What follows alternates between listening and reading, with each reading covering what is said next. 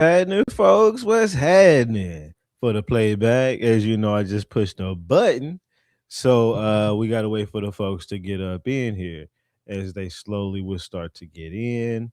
As other people are sharing their lives, and I can't go to it. I'm sorry, I'm in my live right now, so I appreciate that. Let me bring up what we're gonna be talking about today. In fact, let me bring up the video that it's so funny. We have to play it multiple times. Hey, what's up, Monet? How you doing, beautiful? Thank you for coming. Thank you for being up in here. One of the first ones. As I pull up this video. There we go. There we go. They would lift this We're gonna let me switch spots with that. Well, that's in the long version. Let me see what's the best way to do this one. About right there. About right there. Okay. I'll move right here. We're gonna give it a moment for people to come in, but we're gonna be talking about this right here. After look, I wasn't even gonna be on this subject. I'm on my Yamasi book writing right now. I'm matching sources to Chief Sekou's current literature, and then I'll go in on each chapter, and then I'll go in and start placing certain words and things in there that I'm gonna add in there. But this caught my attention. You know, Underground Railroad. They said they got an exclusive Underground Railroad stop found in Manhattan. Okay. Now I'm trying to figure out what they're trying to imply by this Underground Railroad stop. You see, I just seen something about red doors in South Carolina, and it was tied to the Underground Railroad. It was interesting. See, I'm curious. Now, this right here, I know they got to be lying. This right here, I know they got to be lying. Well, now what you talking about? What you talking about? I don't know. But I will say this: this made me do a lot more studying on Harriet Tubman in general, and some on the Underground Railroad. I'm still in my studies with it, it's still kind of ongoing, but I wanted to go live and show what I found so far because it's pretty telling what I found so far. What's up, Rico Mills? Yeah, it's pretty interesting what I found. What up, Chris, over there on the Twitter side? What up, Frank Thoughts over there on the YouTube side? Peace, peace. This is Cypherborn. What's happening? What's happening with y'all, man? I'm giving, and I'm gonna play this video a couple times as people come in, but don't forget, I got me hella facts. In fact, let me see if I can make sure I activate that. So at the same time, you know, your boy's been digging.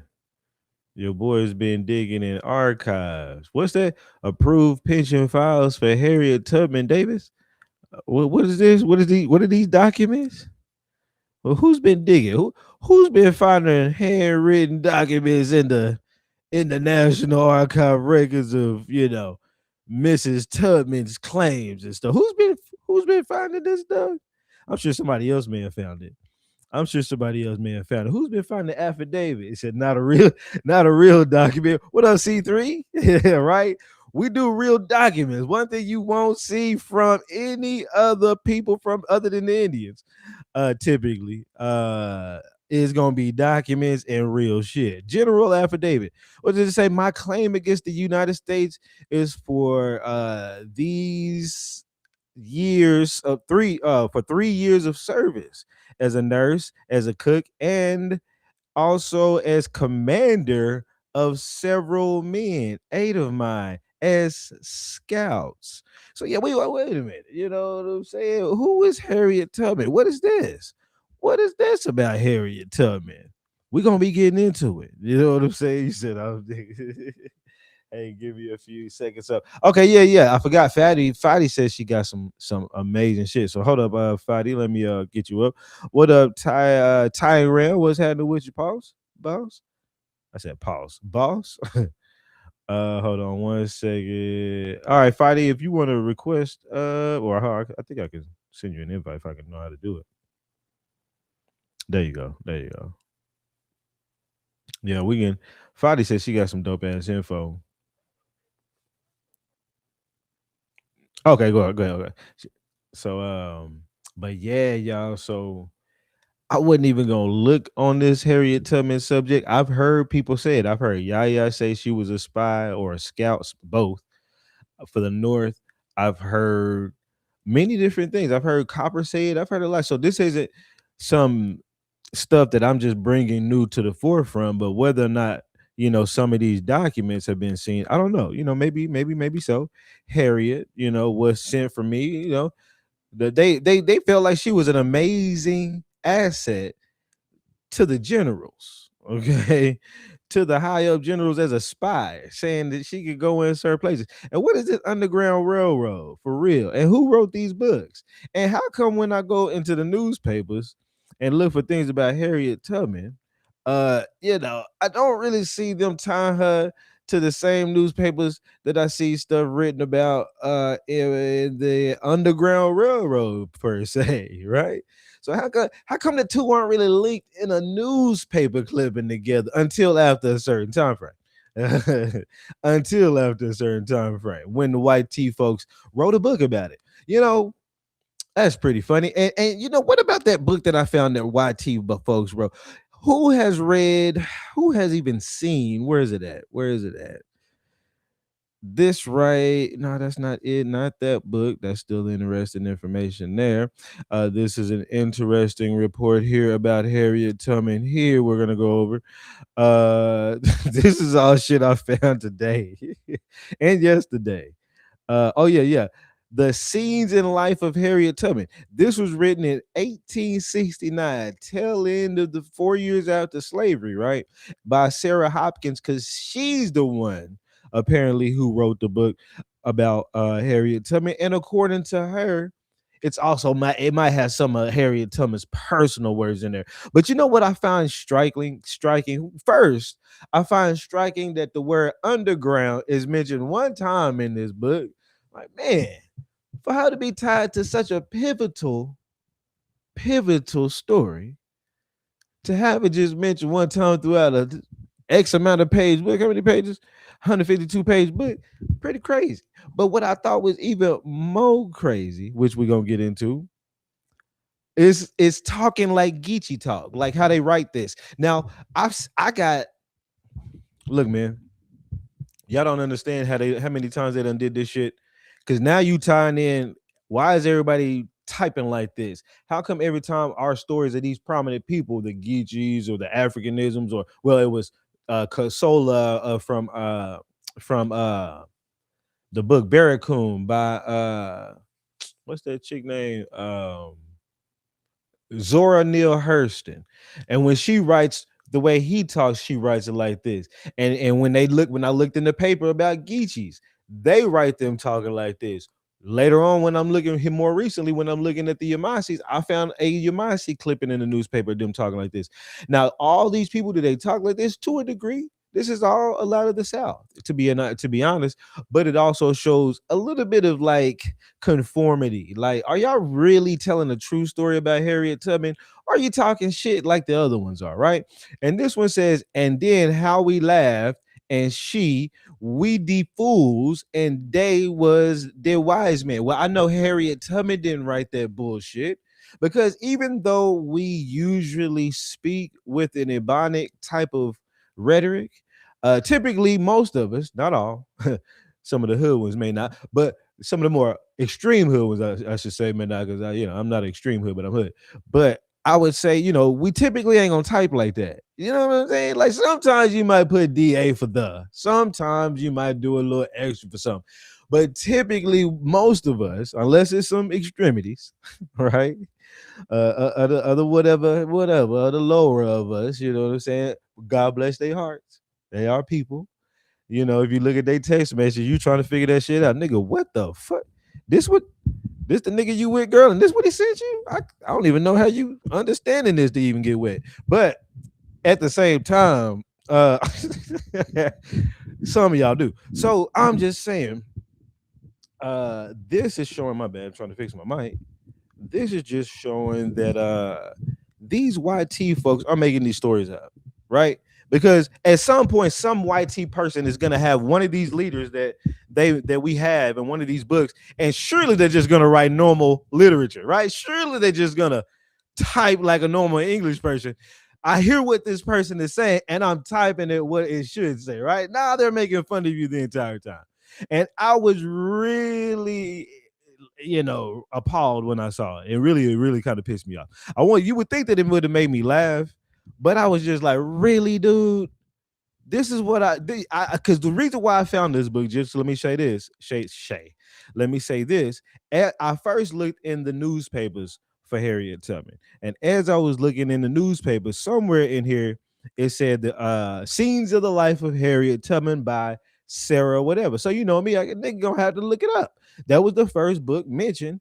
Uh from after slavery time. See, there's 1868. They got the anti-slavery standard, and that's another thing. One thing I find pretty interesting. I know I'm jumping around because we're gonna go all over this. I'm just kind of giving y'all a quick overview as all the people are getting up in here, and the algorithm is trying to hit. And I don't want you sitting here while I'm listening to some random music that's gonna get the copyright fucking me up. So I'm just going into all the spiel. But what I'm getting to is you also have this book, right? This book I found, and who is it written by? Some anti-slavery people that, and I was like, wait a minute, like some abolitionists. These abolitionists and these anti-slavery people, because I noticed that this anti-slavery people was a lot of these people were some of the same people writing certain things about Harriet in the newspapers. I'm not finding a lot of things about Harriet just in like New York Times or Oklahoma Blue News or some shit.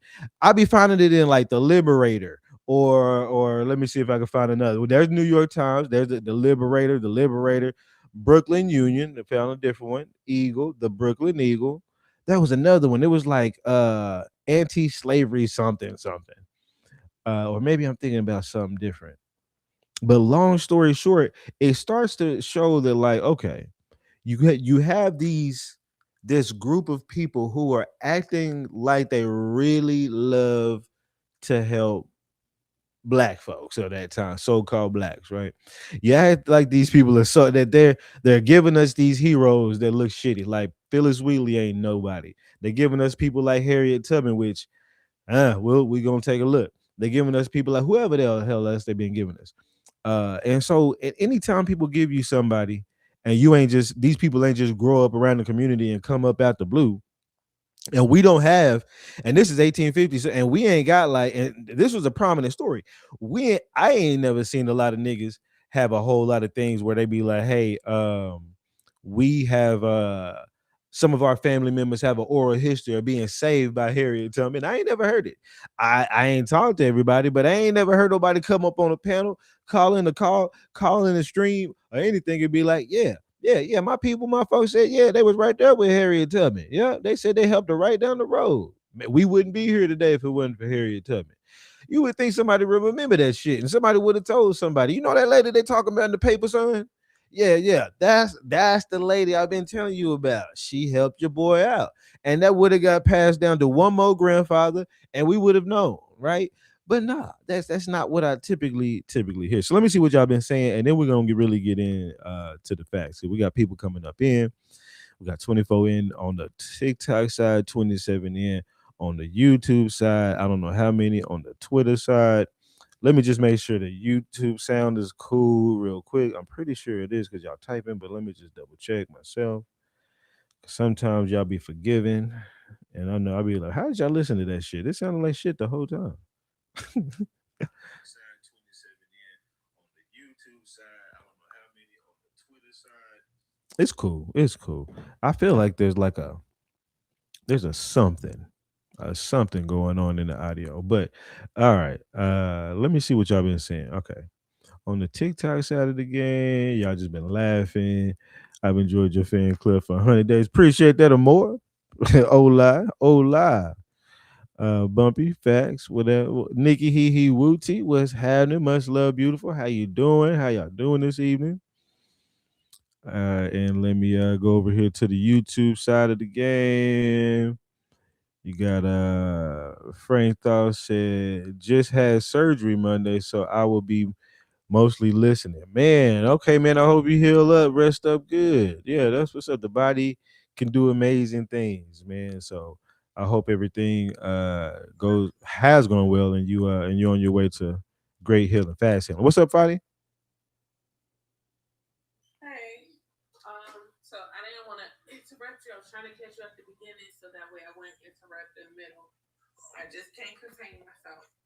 No, you good.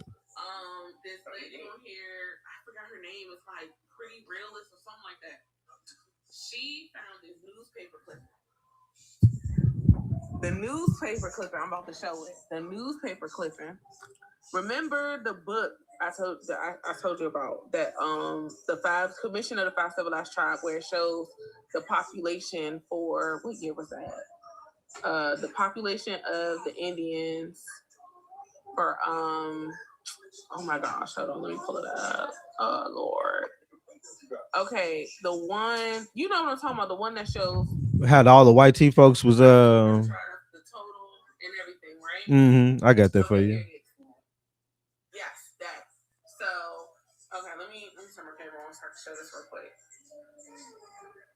So basically, this news clipping that she found proves who these people are right here. Because these people now, I understand, these people are considered most likely probably mulattoes. 9 times out of 10, they were, mixed. That's why it says of Negro descent. Because I had to look up what that meant. But okay, so this what was this book? Which year was this book? 1980 or 1890. I'm sorry. I mean, 1894. Mm-hmm. Okay, 1894. So keep this date in mind, 1894. It's the 1890 census, 1894 book. Mm-hmm. Oh, yeah, 1890. Okay. So the population is supposed to be, we see a population, right? Here's the of Negro descent, meaning they could be Indian and YT, Indian and something else, right? Whatever, you get what I'm saying? Indian and considered Negro, whatever, based off a liquor ship. But this is the main thing, because mind you, remember, there were people who were leaving. So by this time, let's just round this off. The total of the ones in and out of the tribe is considered 50,000, right? Mm-hmm. Look at this, brother. Look at this. Okay, let me move out. Actually, let me see if it's better view on this. Okay, this is better, so you can see the whole thing. This is from 1877, where they admitted, without realizing it, it says the population of the Indian Territory is about 77,000. The wild Indians by blood, that's the Native Americans. That's the Native. Keep that in mind. That's the Native Americans. I see it. I'm already seeing the names in there. No, go wait, ahead. don't skip, Yeah, go ahead. Don't skip. Look. So it says the wild Indians by blood called blanket Indians, meaning they still wear the costume. If it said wigwam, that means they live in a teepee. So the Native Americans who do not cultivate the soil are the Osage, Cheyennes, Arapahoes, Kiowas, and Pawnees. In number 20,000. So 20,000 is already take away from that 77,000, right? Those mixed with the whites are partly civilized are the Cherokees, Creeks, Seminoles, Choctaws, and Chickasaws. A YT man marrying a squaw becomes a white Indian, and a white YT woman marrying an Indian becomes a white YT squaw. There are also a lot of black Indians who are Negroes. Altogether, these number 55,000. Whoa. Right. Whoa. Where'd that come from? 1870 or 1870? Where'd they go from 1870 to 1890? Wait, hold on. Let me see if you can. 1877, 1813 years. Okay, huh? The five civilized tribe was black Indians. Black Indians. I got to have that. There are 60. No, that's why I was like, look, Look, that's why I was like, I gotta come to Sam first before I present it elsewhere because I know the back and forth that you've been having, and I'm like, he gotta use this. Wow, The 55, the 55. Look, and like I said, 13 years. Oops, wrong thing. My bad. 13 years later, just take off 5,000. Still, the five. These were not. These were not the blanket Indians. The blanket Indians are the Native Americans. Mm-hmm. They are the blanket Indians. If y'all read I gotta find which one. It's one of these 5 civilized tribes books. I know it's here. Hold on. Let me see. Where is it? Where is it? I have it up here somewhere. Is it this one? It might be this one. I think it's this one right here. Is it this one? Yep, it's this one. This one right here is the one that talks about the difference. Right here. It says it right here. This is a different 5 civilized tribe book where it talks about and this look like when I tell you it all comes together because there's this other one that I found that I gotta show you too. Because it all comes together. It all comes together.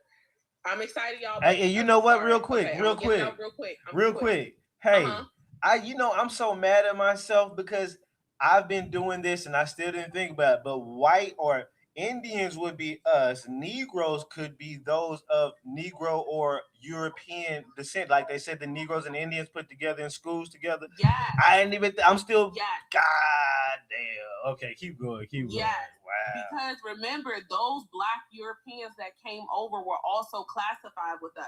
Mm-hmm. Mm-hmm.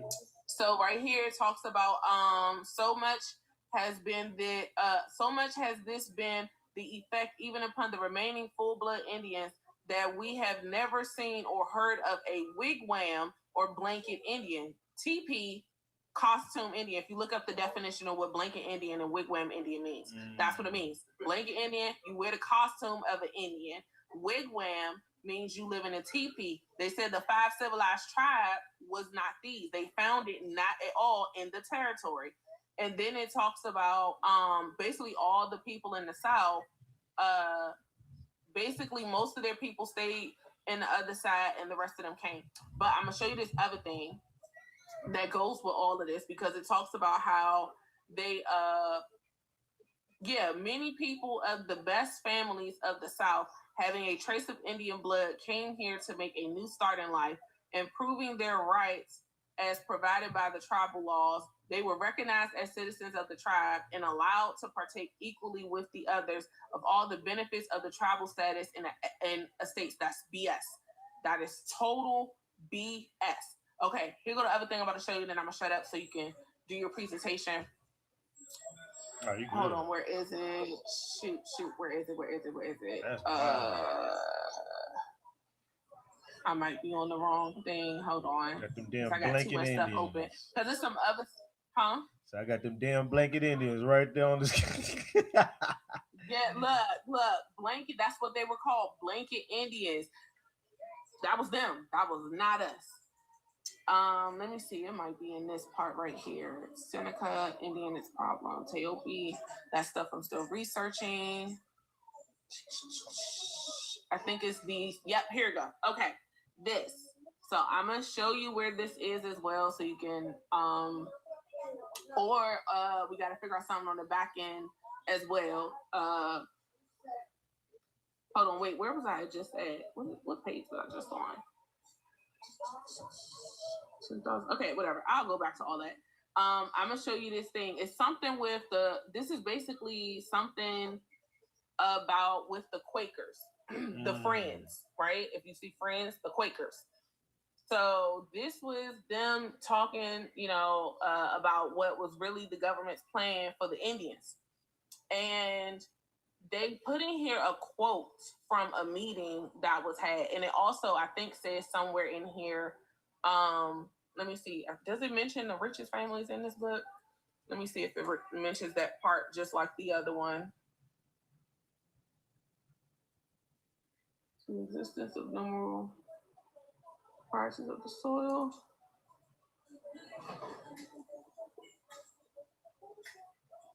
Okay, don't worry about the verse thing. I'm gonna find it later on because I wasn't trying to take up all your time. But Man, the no, other you thing I good. wanted to show you in this thing right here on page 12, the thing I was showing you, this part has a quote from a meeting, a report, or whatever. And it says, in closing the report of their visit, the subcommittee expressed themselves in the following terms. From what we have seen and heard during the visit, we are decidedly of the sentiment that the preservation of the land they now have. Oh, wait, sorry, I skipped. The preservation of these people from total extinction depends on their retaining possession of the land they now have. The offers which are said to be made to them in the West, however flattering in appearance, present to our minds a very dreary prospect. They are probably less fitted for removal to the wilds of the West. Because somewhere in one of these books, because there's a couple of these books, they talk about they was trying to take them all the way west to the wilderness, like not even to Oklahoma. Like they was trying to take them deep, deep west, where the Native Americans are. And it says uh they are probably less fitted. Where is it? Where did I stop at? Okay, they are probably less fitted for removal to the wilds of the West than they were when friends commenced their labors amongst them. They have acquired too many of the wants and too few of the habits of civilized life to be removed without the most disastrous consequences to an uncultivated wilderness. It appears to us that our duty is a plain one, that we ought to exercise such influence as we possess to induce them to hold fast to their possessions, meaning don't let them go nowhere. Let them stay right where they are. Sorry, I didn't realize my camera was blurring. To improve themselves and their land as rapidly as possible and to become not only a civilized but a Christian community. If they should be induced to accede to the flattering offers which are so industriously presented to their view, a few or more fleeting years will probably join their name and memory with those which are no longer known except on the historian's page. Wow. This is them admitting they were going to write us out of history. Let a few years go by and everyone will forget us. And the only thing they will know about those tribes on the East Coast and the South, because this book is about the whole East Coast and the South, and as well as some, it mentions Canada in the beginning, but this section is about the East Coast and the South. And it makes clear the distinction, if I'm not mistaken, between the Aborigines and the Indians, because the Native Americans were considered Indians, but we were considered the Aborigines because we was here first. And the other part in here, oh, that was the other thing, and I'm gonna shut up after this. I promise this is the last thing, and then I'm gonna shut up. Okay, this part, when it talks about in the census thing with the numbers or whatever, and they try to say who was Freeman and all that stuff or whatever, and this is why I be like, the natives are full of it. Is because of the fact that we were not their slaves. We were not their slaves at all. So, and I, like I said, I forgot to pull it up ahead of time, but there's something that I found where it was law that they couldn't enslave an Indian unless they bought them from the Indians, or they were a POW or they were captured. And it says here, yesterday, which was the Sabbath, about 1,100 commenced their journey to the far west. These made about 4,000 who have already been sent off as captives. Mind you, they voluntarily left. But they still put them as captives. And once you become a captive by law as an Indian, you're a slave. Even if no one is your master, you're still a slave. Perhaps as many more are in camp near Ross Landing, expecting to start in a few days. There are but a few Cherokees now in the country who have not been captured. I notice how they put it in quotation. Yes, the quotations is what got me. The captured. But it's more than one of these. I don't know if it's in this one or another one where they admit that they wanted the land, our lands, because we were along the Nile River. We had the best lands that were along the river system in America, and that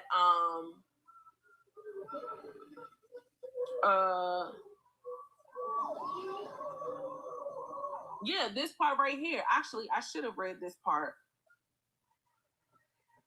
Yeah, it says talking about some our poor Cherokees with a registration calculated to secure for them our sympathy have abandoned in silent despair their fertile fields and beloved homes. Resistance would have been madness as there were 8,000 United States troops collected to enforce the cruel sentence, and the volunteers from all the plundering states were ready to pour in upon them. But will not a day of retribution arrive? Their wrongs they cannot forget. And when their collective force shall number 80,000 tomahawks, I tremble for the South and Southwest. Wow, that's wild. And it's like, and it won the abundance of the people, but also, you got. I'm trying to think about what the first one was saying that was earlier. I lost I had something on my brain, but keep going. My bad.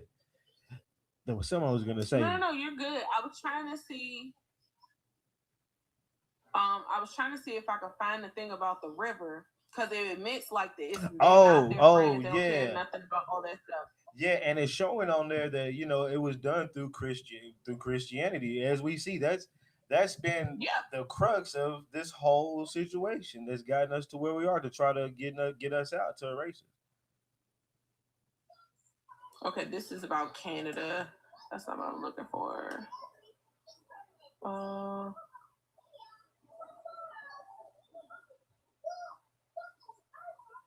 because there's another one where it's like it gives accounts and it also talks about the treaties.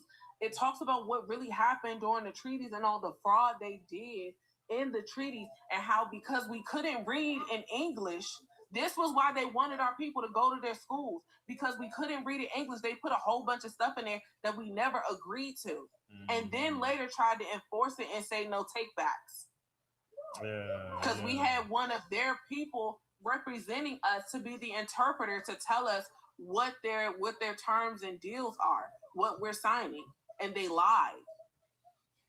See, that's gold to find. And these Quakers decided to investigate it to see what was really going on. Yeah, no, that's hella gold. And you wouldn't think that you would find these things, but I'm starting to find other books in the Library of Congress that one was called the colonizing of the free colored people of America. I was like, the colonizing of the free colored people of America. You wouldn't even know that these books even exist. These people had these meetings. But keep going, man. That's crazy. Yeah, let me see if I can find it. Yeah, here it is right here. This is the part I was looking for. At the commencement of the council, the government commissioners read something they called a law of the general government, imposing a fine of $2,000 on anyone who should use any kind of influence to induce the Indians to stay where they are.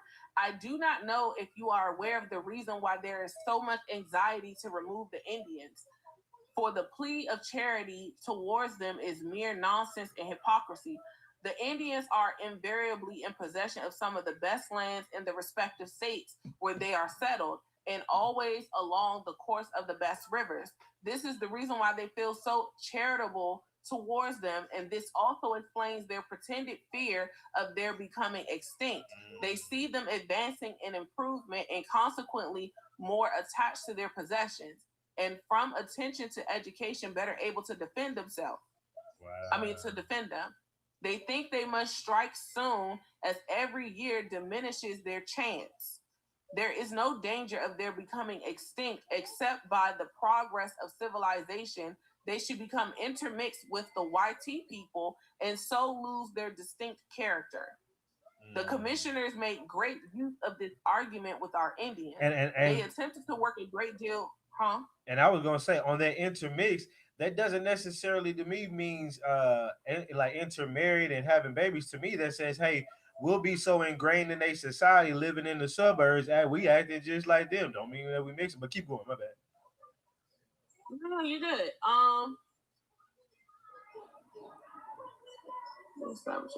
That's wild, but it plainly says, the reason why we don't want to lose our attachments to where we was at. We in the best part of life. Everything is spelled out there pretty clear. Yep. And like I said, I gotta find where's the other one. Peace, Copper. I gotta find the other ones that I had found, but I just I could not believe it. Like they thought they erased everything, but they missed some crumbs. Gerbil, I don't They pull. missed some Hold on, Gerbil, breadcrumbs. I don't pull people up until typically the end. But Fatty's got some amazing. She wants to show, which she has been showing, to go along with this. But typically, I pull people up on the end. Go ahead, Fatty. No. That was the main thing because, like I said, I gotta. I was helping my daughter with my project. That's why I forgot to pull up the other stuff that I was going to show that goes with this. But this was the meat of it. This was the meat of it. Yeah. Is how I got going to explain how it says that there were a lot of Black Indians and that the Black Indians were the 5 civilized tribes that went on the Trail of Tears. It mentions nothing about the Native Americans. These are the Native Americans. This is them. They went to the reservations on the West Coast. That had nothing to do with these people. And mind you, in order to, that's the book I gotta find that I have it here somewhere. Basically, it admits that when they sent them over west, they when they sent them over to the Trail of Tears west of the Mississippi River, once they arrived, that's when they said, hey, if you, they sent the Dawes Commission, we created the Dawes Commission, sent them there to say who is and who ain't an Indian, and then told them, hey, if you are not on the Dawes rolls, you are no longer an Indian. And all of our people got classified as freedmen. And it also says that all of their families and tribes from where they came from also would be classified the same as them, to where none of them will be considered Indian anymore. This is how everybody became a freedman. Shit, it just hit me. That's how everybody became a freedman. Because they made these people the freedmen first, and then said by law, every tribe that y'all come from, because y'all are now the representative of those tribes, are all now freedmen and not Indian by blood. God damn. Say that again. Go back. Say I that gotta again. find it. I gotta find it. My bad. Go ahead. No, say that again about how you say that they made them freedmen by claiming about all the tribes. Yeah, that's how we all became freedmen. That was how we became freedmen. They did it through them. They made them go west. Some of them went west way earlier. Some came like they went in waves, and you then talking all about the these ones that together. left. The ones that went Yes, west, they and made it's them one free. of these. Yeah. Yeah, it's one of these books. I have to find it because I have it up here. I got all these tabs and stuff open at the top. I got like 4, 5 windows open. I gotta figure out which one of those books say it, but one of them mentioned how they, all the Indians that did civilize, meaning you decided to willingly go along with whatever the government said, or you surrender. You just went along. You went ahead and was like, all right, whatever. I'm gonna take me and my kids, my family, and we just gonna go ahead. That's why they called them civilized. Because they considered them willing to assimilate, and everybody else got deemed as, oh well, y'all are just Negroes, y'all are savages, y'all are the inferior race because y'all will not assimilate to become civilized. But it's something that I read that says these Indians that went here, these Indians that went on the Trail of Tears and got classified by the Dawes Rolls and all of that, these were the ones who they said, y'all are no longer Indians. Now y'all are freedmen, and everybody that's in your tribes, everybody that's in the tribe that you come from are also now classified as freedmen. And then they replaced us with freaking chinos, Asian slaves that they had brought over. They brought over so many Asian slaves. The Europeans, the British, and the Spaniards were bringing over Asian slaves. Now you see on my screen there where I have this lease districts in Oklahoma. So that timeline matches up. So 1855. First, we went over there in 1870. We got the land, the Cherokee land right here. But then we leased some of that land over to the government in 1855, which then they started. Okay, you gotta put yourself back on the big screen. We can't see it. Oh, okay, my bad. Hold on. This I want this so you can see this too, to go with that. So with the timeline. So you get the 1830 removal, right? And then we got the whole Oklahoma. Well, then we leased part of our land over to the government to allow them to bring in by 1855 and 1889 all of these people who you see on there are starting to settle here. So they started bringing them here, but that literally for us for them to have to be on leased land from the government that's held by us, it even more shows so they're not the Indians. So you got your papers there. It shows that it was so many of them here. By that time, they would have been over there in that corner or further out to the west. But they would have gotten if that was 1877. That would have been in between 1889 and 1855 when they actually leased the land. So yeah, they would have been bringing them here, but they were definitely a distinct bunch of weirdos. You know what I'm saying? But you go ahead. No, yeah, that was the main thing I was gonna say. I was gonna see if I could try to find this other book real quick that says something about them being classed.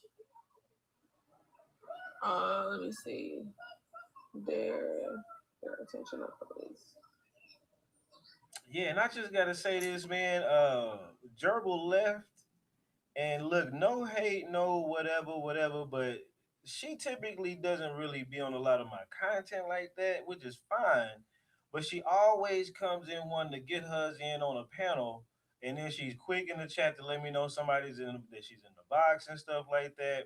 But then when I say, hey, I'm gonna let people up on in, she dipped out the whole damn thing.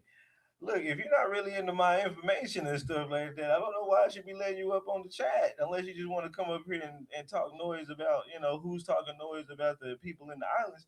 That's all fine and cool, but look, man, you can't be going up on panels like that and doing that kind of stuff. I'm not hating on nothing. I'm not going any kind of different way. I'm not being any kind of bringing kind of any kind of animosity, but that's just not the way you should act. And especially that she always does it. She's really pushy about getting on the panel. It'd be different if she just requested up, and then if she didn't get it, be out. But she's pushy typically about not being on the panel, and then she dips out. So that's not a really good way to be. You know what I'm saying? But go ahead, Fadi, if you want to say something. Like, come on, man. C3, I know that's your girl, but I had to say that. I had to throw that out there. She's been getting a lot of bad press on some of these panels here lately, and I think she's cool. She just kind of needs to. Everybody needs to adjust something. I gotta adjust some things. Everybody gotta adjust something. But you shouldn't be doing that. You definitely shouldn't be pushy to try to get on people's panels, especially when you see that I'm just mostly teaching game most of the time. Well, she may not see that I just be mostly teaching game because she don't really get on my page. I don't watch. She see a nigga up there with a panel. Oh, he up with a panel. Request. I'm in the box. I'm in the box. No, just play. I play a game. I play a game. I'm just talking shit. But yeah. Otherwise, she would see that. Of course, Light Hama keeps coming up in here because where else is he gonna get any game? Where else is he gonna get any information? I'm gonna get back up here, Patty. When you got something, you're more than welcome to come on. Let me see it. But that's amazing information, y'all. What she just showed us was basically, you know, you got to ask questions on the numbers. If it's 55,000 show black in 1877 in the newspapers, and I don't believe everything in the newspapers, but I do believe some things because some things people write about because they are seeing it. You know what I'm saying? Versus some official thing where it's been edited and you got people up at the top and the government, whatever. Sometimes some nigga gonna be in the newspaper. He just gonna write what he saw about that what happened down the street or what. Look at all these motherfucking niggas, 55,000 niggas right here. You know what I'm saying? So that's why I take it very much so into account. And that's why I'm always digging in the newspapers because that's also where you'll get people telling truth, right? It's just like today's time.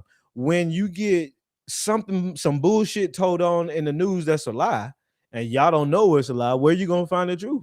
Niggas talking about it elsewhere. You know what I'm saying? Somebody else telling you what happened at the hill, or somebody else telling you what happened at some local shit in your town, or whatever the case may be. Then you'll be like, ain't that a bitch? Them niggas was lying. So the reason why you kind of got to look at multiple different sources because you don't know who's lying. And that's what we're looking for. We looking for who's lying for the most part. We looking for, are you telling the truth?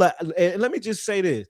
It's not like I'm really trying to just fuck the whole history game up, right? Like when I went to go look at Harriet Tubman today, I was just like, okay, maybe I will find that Harriet Tubman's story is a normal story. Yeah. Oh, yeah, she was the conductor of the Underground Railroad. Oh, okay. Oh, okay. Yes, she did have. Oh, some people did say that she had helped him out. Oh, here's proof. I'm just looking for it, right? I'm just typing in a search bar and I'm reading what the fuck comes up, and then y'all get mad. You throw tomatoes and do stupid shit like little hoes because you don't know where to look either. You think all this shit is what you thought it was. You're just a government agent, Mr. Light How I don't even know how the hell he says his name, Mr. Gimme Five. So yeah, for the most part, we go digging and then we find documents like this of Harriet Tubman, of her being paid. But it's funny because we're gonna go into it. In fact, we're about to go into it. Because you got things in here saying if I can find that she was never paid for her service. Let me see. Scout having helped free Mary celebrated abolition. There was one of these saying something about she not being paid or something. If I remember right, if I remember, and we're gonna get to it. We're gonna read through several of these. We're gonna skim through them. But the main thing I also thought was amazing was that the words Underground Railroad and Harriet Tubman never was together in a document in the newspapers until after some white lady wrote a book about Harriet Tubman. And it's just like, huh, okay. Now I did find some meetings at churches in the newspapers that said Harriet Tubman spoke there. But then after reading further down, some of them looked like it was full of YT folks. Again, making me further wonder who is Harriet Tubman. Because at first I was like, is she real? Is she fake? But then when you start seeing official government documents and affidavits and things of that nature from government officials and generals talking about how amazing she was to be as a scout for them, then you got to wonder, well, okay, she wasn't fake, but who the hell was she? So let's start off with the video that even got me on this in the first place, which is right here. Let me put it up front. And you know what? Let me get caught up on what some of y'all. Well, you know what? I'm gonna get caught. Hold on. Frank Thoughts, man. Thanks for the right as Ray, because I appreciate the super chat, Frank Thought. Man, much appreciation, much love to you, boss. Let me go. You know what? I want to go through y'all's, but y'all been typing quite a bit, and I got to get to the game. But I got to give my people some time. I can't do that, man. Y'all been typing. Hold on, man. Okay, so on the YouTube side of the game, you got Heru, Mr. Dark Element was having Mike David was having Araminta Ross Stewart. I think that was her. Yeah, that was her. Araminta Ross was her name, and then it changed when she got married to Tubman. She also got it changed to Davis. Stewart might have been in there too. Siberian Mongolians of the Bering Strait, Royal Business, Bloodline, Friends, Immigrants, aka Siberians. Y'all was just making comments to what the amazing information Fadi brought out, white out. You're right. Yep. I'm gonna just kind of skip through those. Canada can because it ain't gonna. They say I always said that to who is Harriet Tubman when I went to Delaware, one of our people told me the Underground Railroad was houses that people ducked off in, and following the North Star is as astrology. And you're talking kind of like what I was thinking. Let's see, Chino's to California. This is good all across the country is working on figuring out that okay, well, let me say the same to the first thing. So yeah, that's what I was thinking, because what they're gonna do here is make it seem like you're really going underground, which is absurd. But I was like, are they trying to make it seem like this is a real underground railroad in this clip? But you can't take anything these liberals do on TV as real, to be honest with you, unless they show, even if they're showing you, because they'll show anything, man. But let me just show you, see, especially when the 50 and they're treated like we were dumb. Now that's real, and we got access to a lot more than we had before. So we're able to, tell a lot more of the story. Astrology is a principal component of agriculture. That's right. That's right. So following the North Star is indigenous behavior and shows that if someone followed the North Star, they knew that because they were indigenous to the land was taught that they were indigenous. But I can believe that. Yeah. I mean, And I haven't looked too deeply. I know We Know the Truth now talks a lot about the stars and constellations, but I can believe that. I keep telling folks that I mean was an agent of the courts, not the tomato folks. Where the Indians had, yeah, engine radio was happening. He said that wasn't her real name. She was just a Tubman, which meant she was Harriet, agent to the court, a red Harriet at that. I don't know. I hadn't seen this. She was a spy, but she was a spy for the government. She definitely was a spy for the government. Since Voodoo Doll TV mentioned that the other day, it found out on MLK. Yeah, and I know Dane Calloway. Somebody said Dane Calloway already had a video on Harriet Tubman that says she was fictional. Yeah, y'all already know me. I still got to do my own research. I ain't seen neither one of their videos, but I have heard about it. I definitely there. Um, People like Dan Calloway and some of them are infamous enough to hear some of their talking points, which is a good thing, through the grapevine. And so I have heard that he said this, and some people in the Indian community and TikTok have also revealed these things too. Yaya and Copper and Copper Empress and other ones. And let me go through a little bit of the TikTok real quick. Looks like y'all just been kind of going at it. This is wonderful. What is the gnaw of that report? He might have been talking about Fatty's report. Good research. Appreciate that and more. Talking to you probably, Fatty. Great research. Peace 216. The guy she supposedly brought some stuff. All right, let me get to the game before the numbers go down. Okay. I'm gonna get to y'all and we're gonna get to this. So let's start off with this video.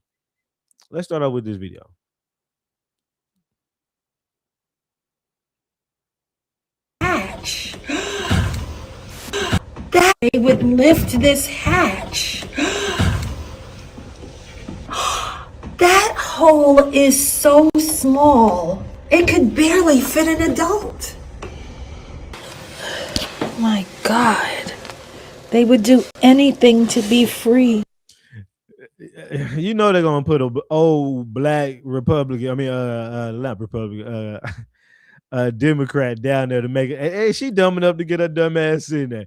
Would you like to get in there and feel what they felt? You know she doing this for the camera though. All for the camera. All right. I've seen a lot of things in my life, but this is easily the most incredible. Go on down. Go. Keep going. You put all y'all Democrats down there. Wow.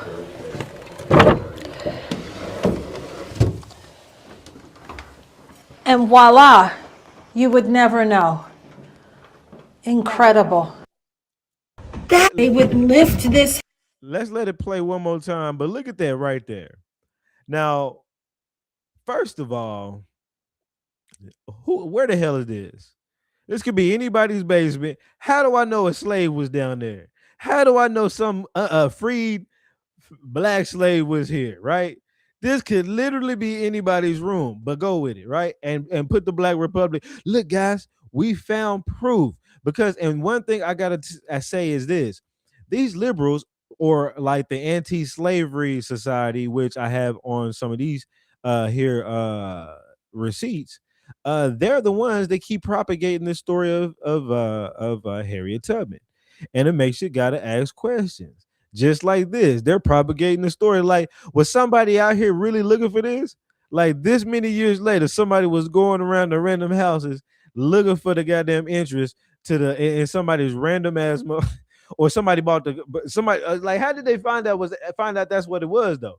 Like did somebody buy the house and was like open it up and like, oh my god, I found the Underground Railroad. I really want to know. The thing is, they don't tell you any of that, right? You just go with it. It's a clip, you go with it, and that's proof. Let's do it one more time. Oops. That they would lift this hatch. That hole is so small. It could barely fit an adult. My God. They would do anything to be free. I've seen a lot of things in my life, but this is easily the most incredible. Wow.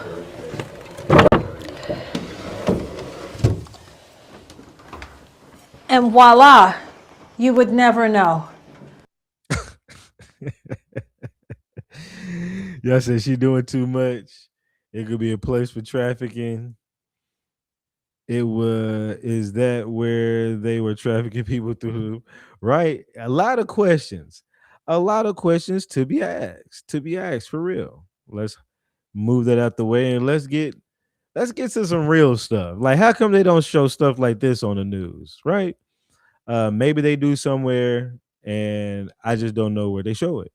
But it made me ask the question, what are some of the earliest mentions of the Underground Railroad? And to be honest, I still have some time to look through things about the Underground Railroad because um, there's a lot of quite a bit of newspaper clippings about it. I think I got up to about like you know what? I didn't get too far before I started looking up Harriet Tubman. I got up to about 1845 before I started looking up Harriet Tubman because I wanted to look at what's the earliest on the Harriet Tubman, and just so I can show you all on the newspapers. And I also looked up her original name, Araminta Ross. I also looked up Harriet Davis, things of that nature. Because if you want to figure this out, we're gonna have to try to figure it out. Figure out who the hell is this Harriet Tubman, and we're gonna put quotations because we want to see it together. Goodness,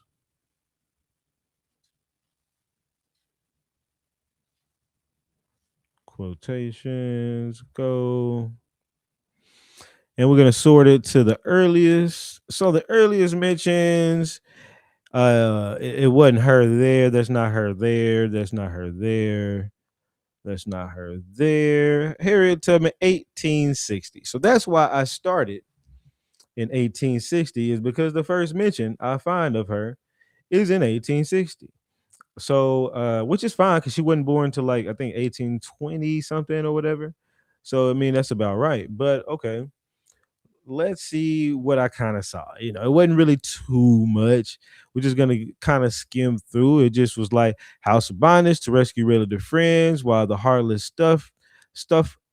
stultified whites, North and South, have no eyes to behold a heroism that will ever be a spectacle to angels and to men.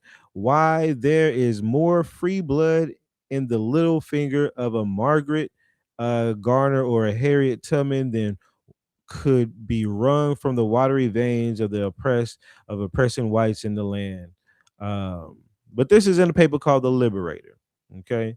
I read kind of up here, wasn't really kind of talking too much. The blacks less sensitive to the atrocities of slavery. What induced these 40,000 fugitives in Canada to run the gauntlet of the bloodhounds, Bowie knives, and blah, blah, blah. Okay. So I kept going. Let me elevate this so my computer doesn't start getting too hot. I can already hear my fan cutting on.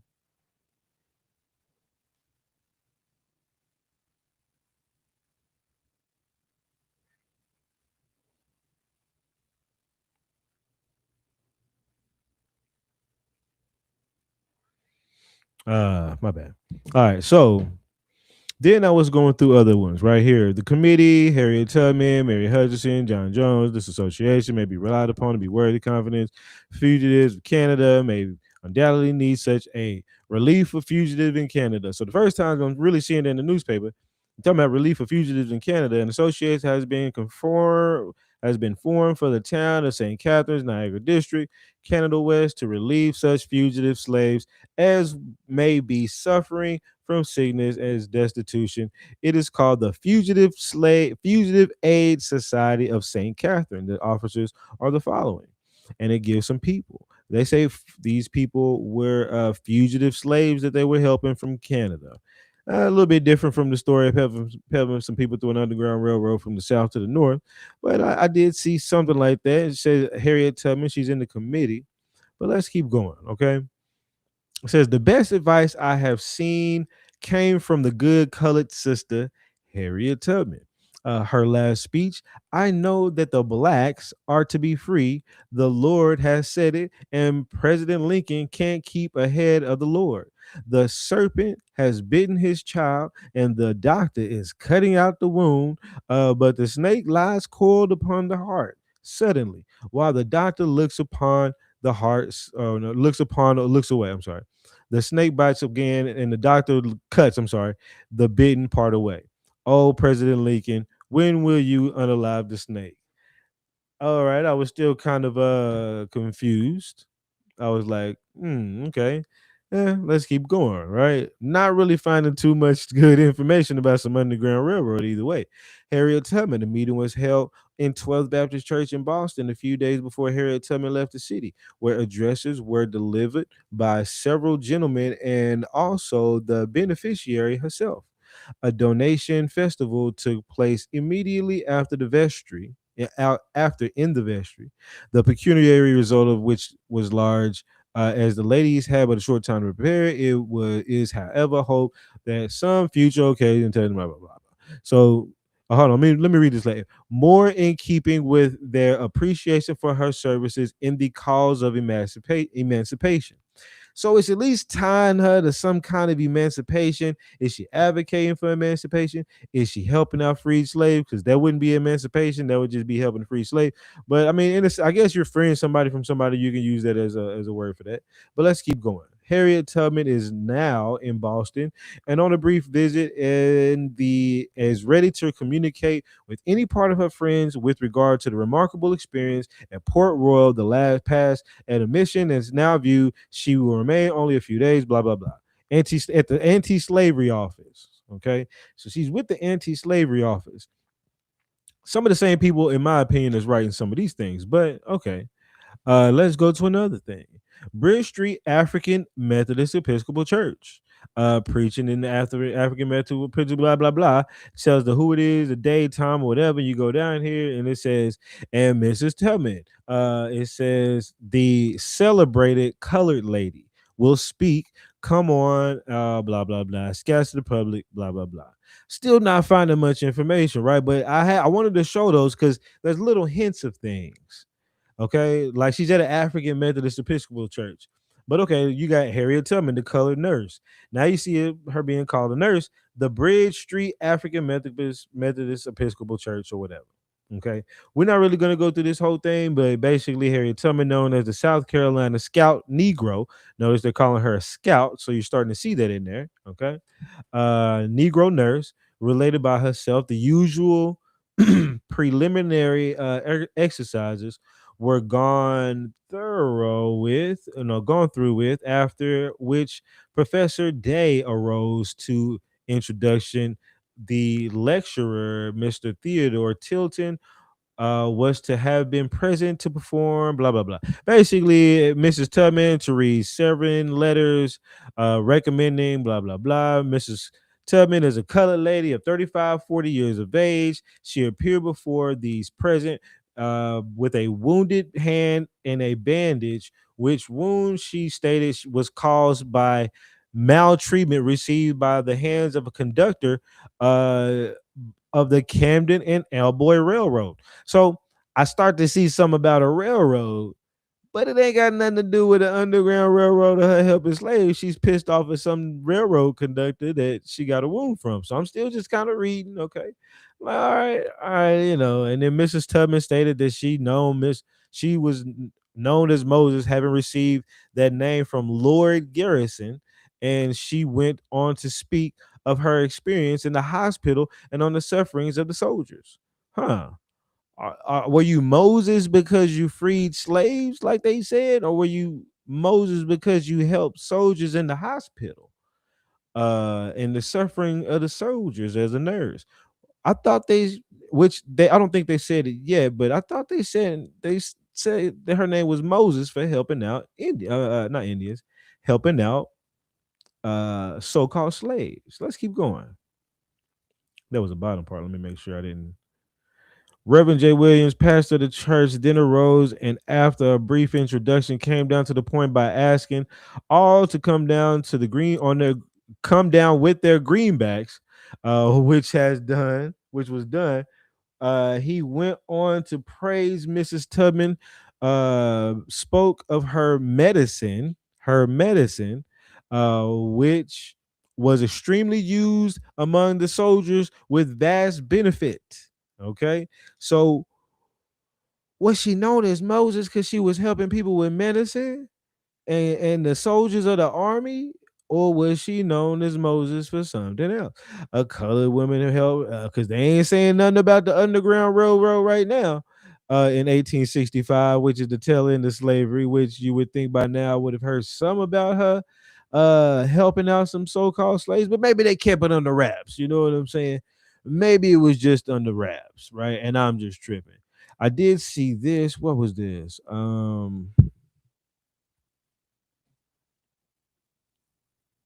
don't think they said anything about her name, but I think it was the Susquehannock flagship thing, to show that they be naming these the Susquehannock right here, as well as Portland, Maine, Boston. There was another one.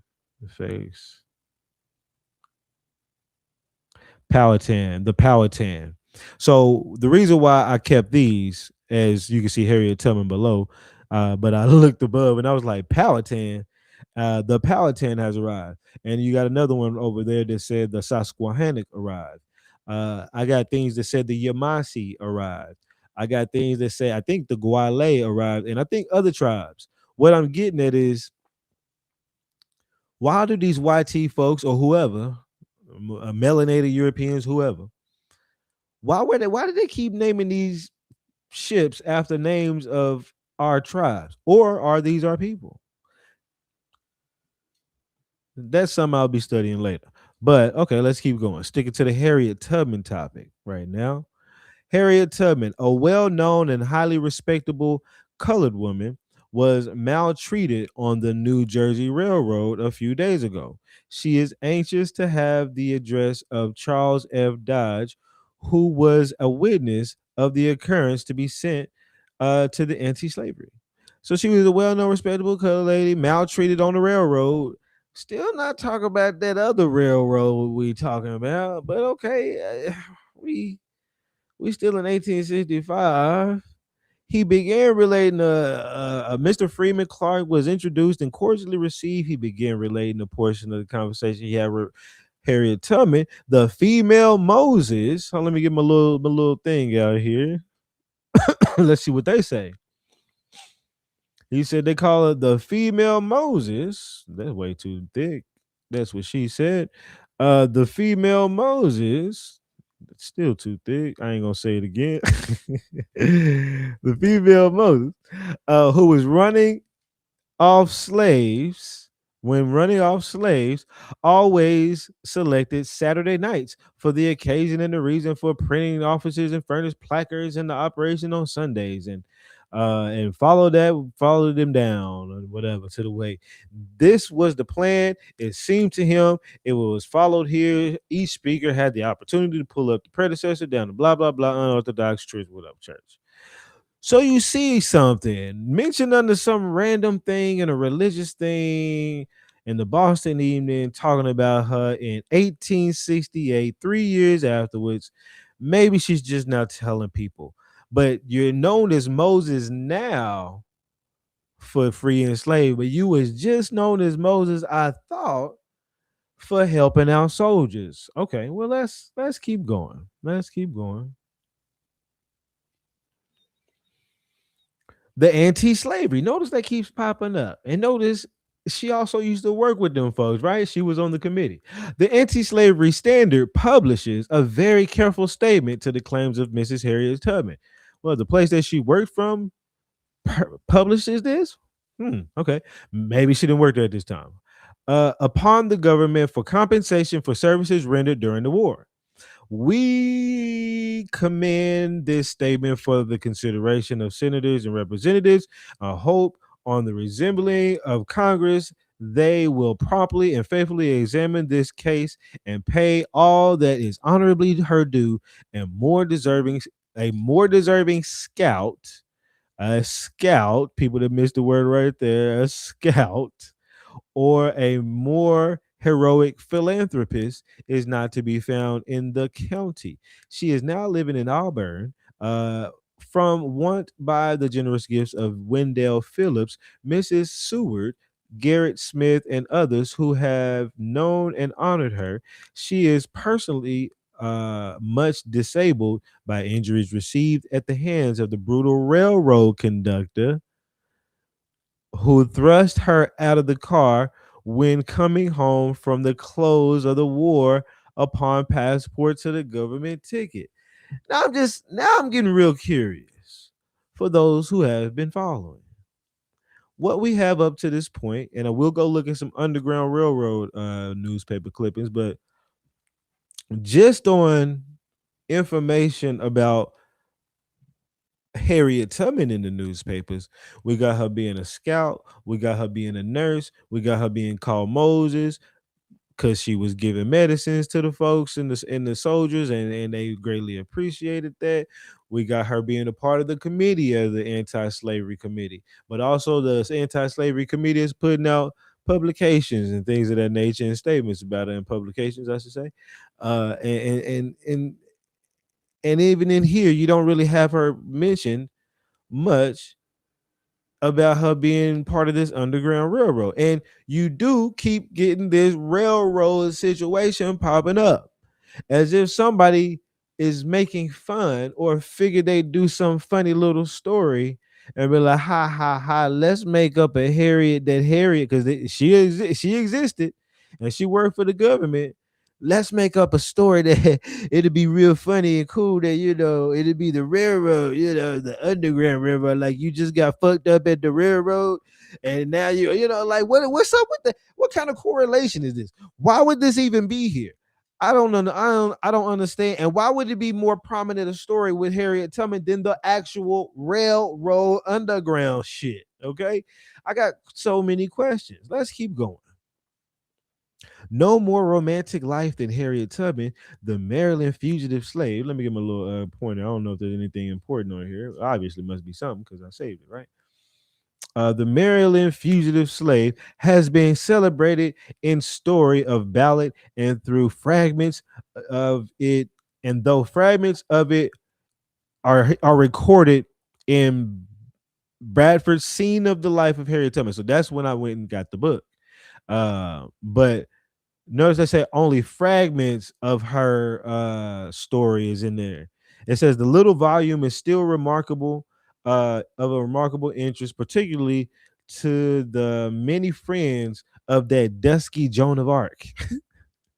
You got these white tea folks talking about her as if she's just like hot shit right now.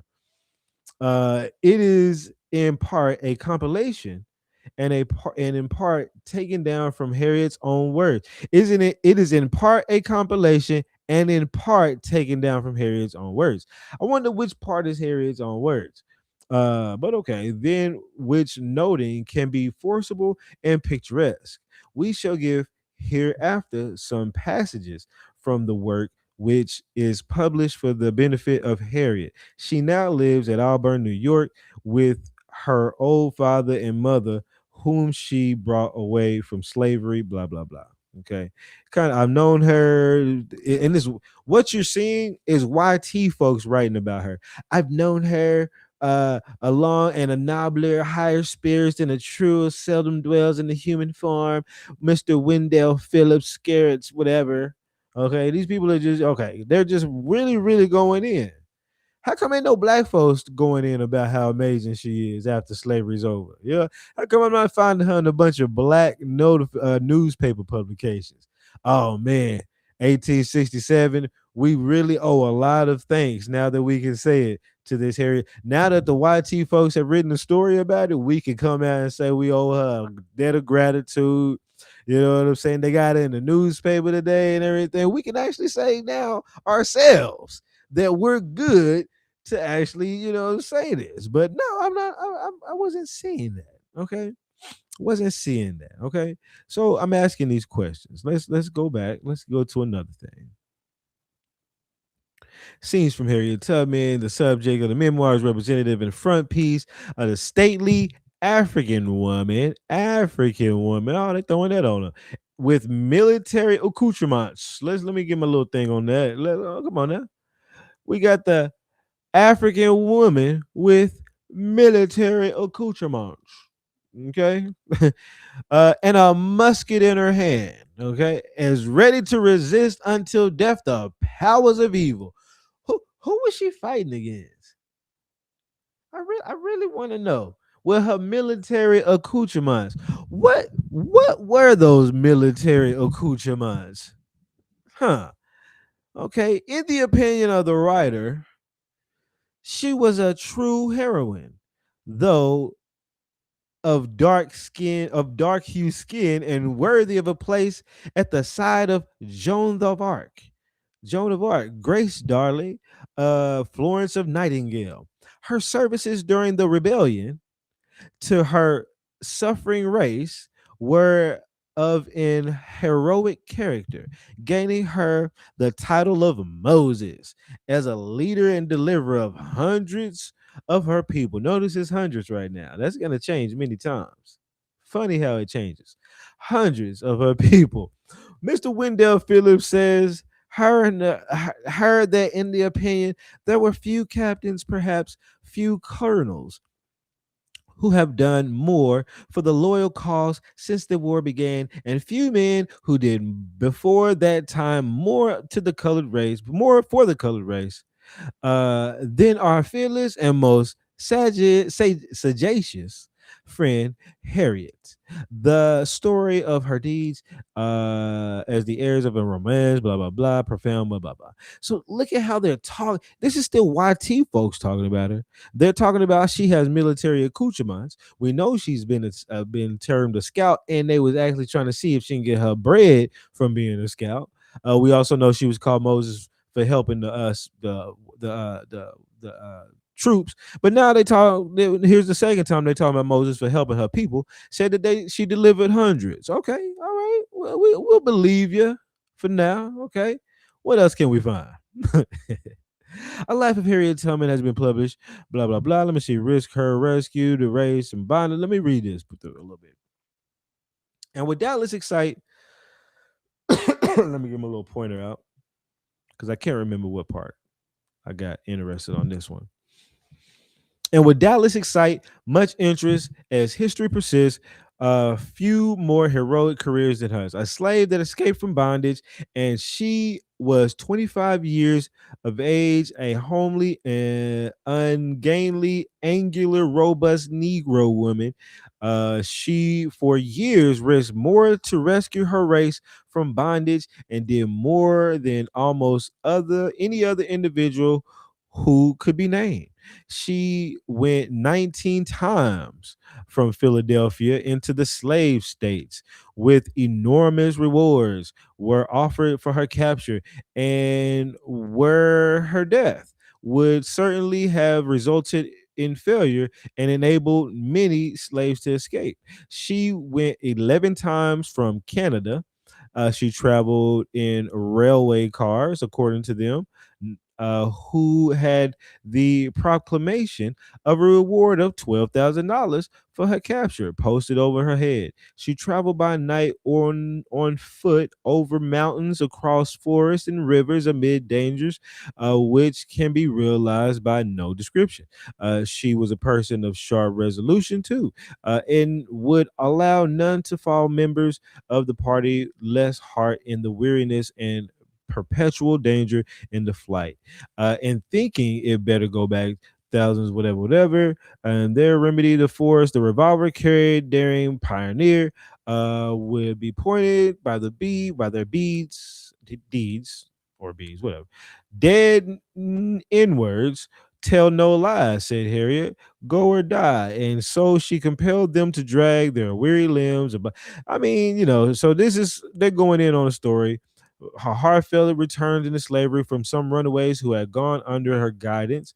During the 4 years of the war, Harriet served the army, now as a nurse, now as a spy, penetrating among the rebels now in the old occupation, enabling the slaves to run away. This part of her life was full of interest and adventure. She received no recompense for her services. Notice that she received no recompense for her services. She got neither pay nor pension, and it seems drew herself but 20 days rations during the 4 years of her labor. Her physical energy and strength were wonderful, but not so wonderful with the enthusiasm, the religious devotion which has suited her, maintains herself, her old parents, and old children. Like her slavery, exerts herself, whatever, whatever, whatever, recompense. So the main things I wanted you to notice there was she was noted here again as a spy, whatever, whatever, was in the rebellion, and here we got her talking about she didn't get no money. Okay. Well, okay. Well, let's keep going.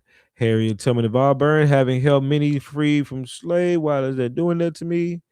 Harriet Tubman of Auburn celebrated the colored women a spy, and having helped to freedom many of her race, was married at home last week and served as the president. Okay, well, nice for her. Harriet Tubman, probable Auburn Union and Scout and Union spy, celebrated as a Union and Scout spy, and having helped to freedom many of her race, was lately married second time to her husband, whose name was born. She has born being a slave in Maryland. Blah blah blah. We noticed long time since describing. Okay. Harriet Tubman celebrated as a color woman, scout, and spy. So same thing. Okay. Now we move away from the newspapers because I wanted you to get a real good idea on what was said publicly about her. Because why wasn't they talking about that Underground Railroad like that?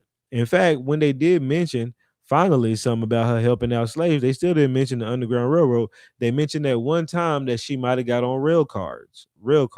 Okay. All right. Well, let's go. So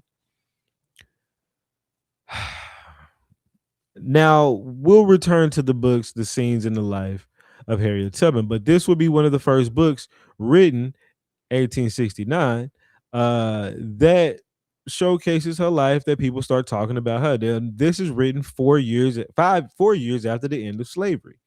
Now, is that just because they were really hiding it, or is that because it's a planned thing? They're coming up with new stories to make fun of this, not make fun of, but to try to solidify this whole slavery narrative.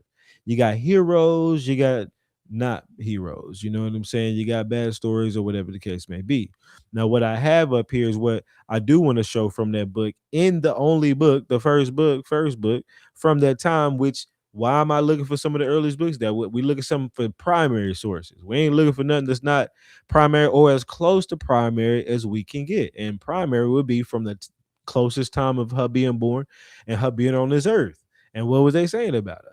And in the book about her, it only has one thing about underground. I took put the word underground, only one thing in there. Okay. I'm gonna go, and if you go back to it, let's see if railroad even pulls up anything. I don't even think railroad pull up anything when I looked it up. If I still got it up. Because I do want to read a little bit more through it, but it also looks like some bullshit at the same time. I may have closed it. I possibly might have saved the book.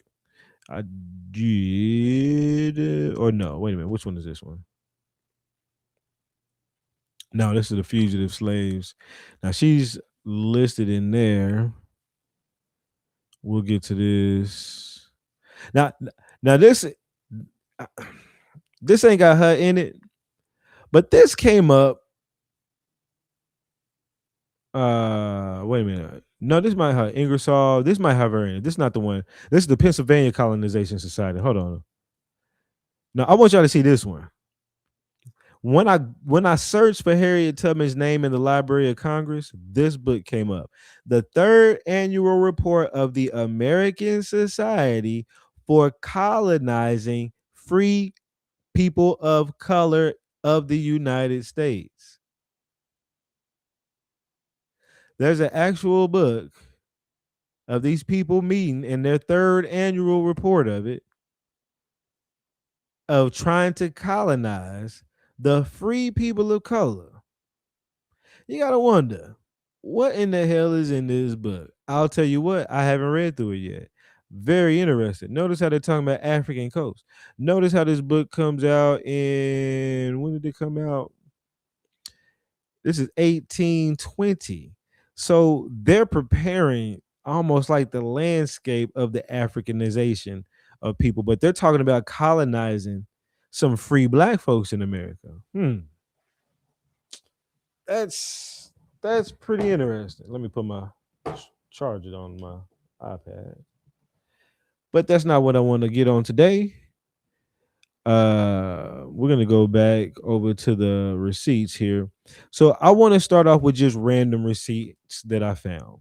We'll get back to her being in this book, but I'll show real quick her in one of these books. Let's do this one. Okay, we'll just go receipt by receipt, because I really don't have like a set chronological order right now.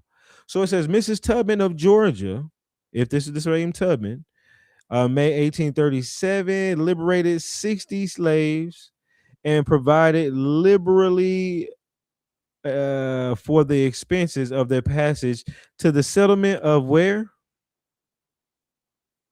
Where did she provide it for, y'all? Huh. When was that? When was Harriet Tubman born? Let's see if that's the right Harriet Tubman. Huh? When was Harriet Tubman born? 1822. She would have been 15 to 16. Is it possible this is the right Tubman? And where was she born? What state was she in?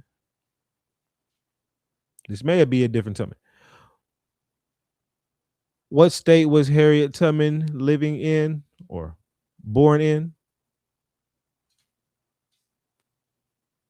Harriet Tubman was born in Maryland. That's what I thought. So this could be a different one, or maybe she moved there at some point. Let me see. Early life. Let me go back.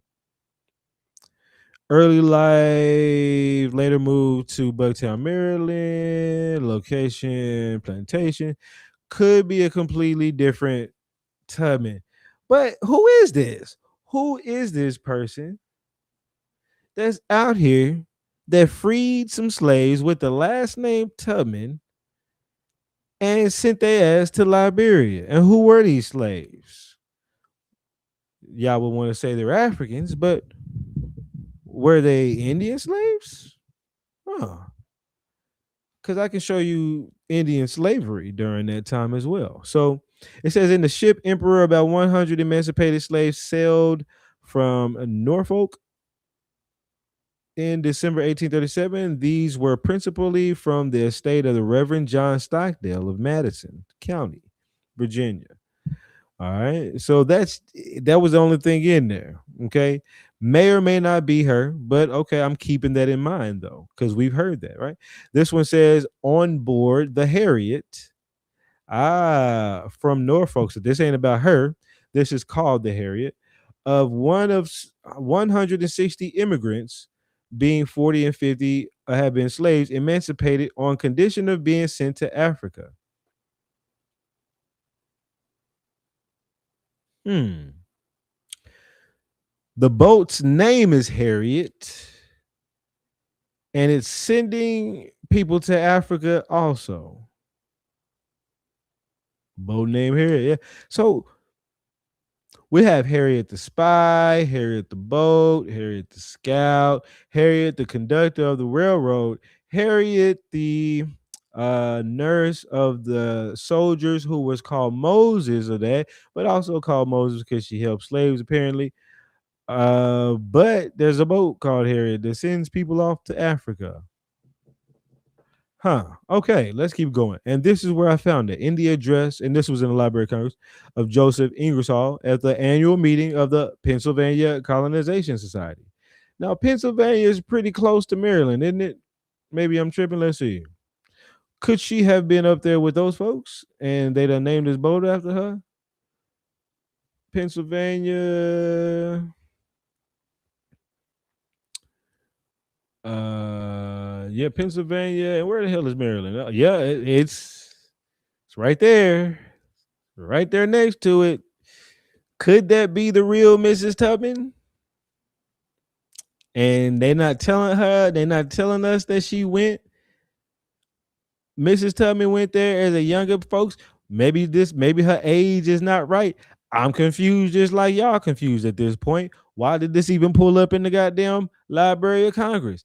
I don't know. But this is talk about freeing slaves, but sending their ass to Africa around the same time frame. Huh. And then they got a boat named after her. I'm just curious about what was really going on. But let's keep going, okay? I saw this HF Tubman, but that wasn't really. I don't. That could be Harriet, but I don't know. And this just shows her getting paid. So you know, whatever. Apparently, she didn't get paid. So let's read this here. In fact, I got the whole thing over here.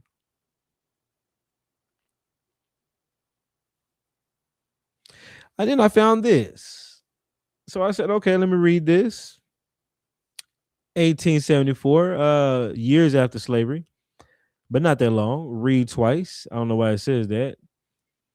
But you come down here, Committee of Claims. So the following.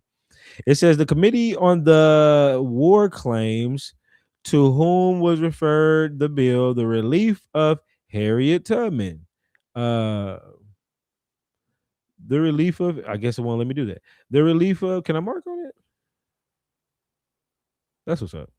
Okay. The relief of Harriet Tubman, having had the same under considerations the report. Okay.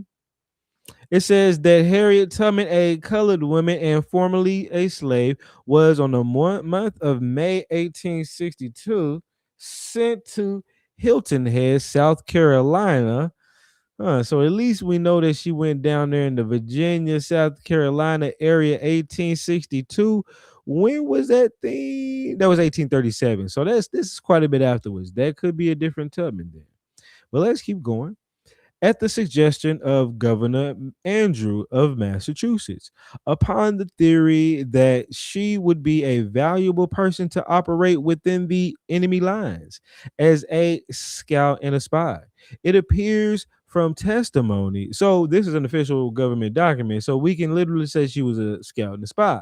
See, before we were speculating based upon what they said in the newspapers, but now we know 100% sure, and can't nobody tell us different. All right. It appears from testimony submitted to the committee that she served in that capacity during the war and rendered valuable services, obtaining information, which was of great value in the military operations. The following order from Major General Hunter, commanding Department of the South, exhibits the estimation in which she is held by that officer.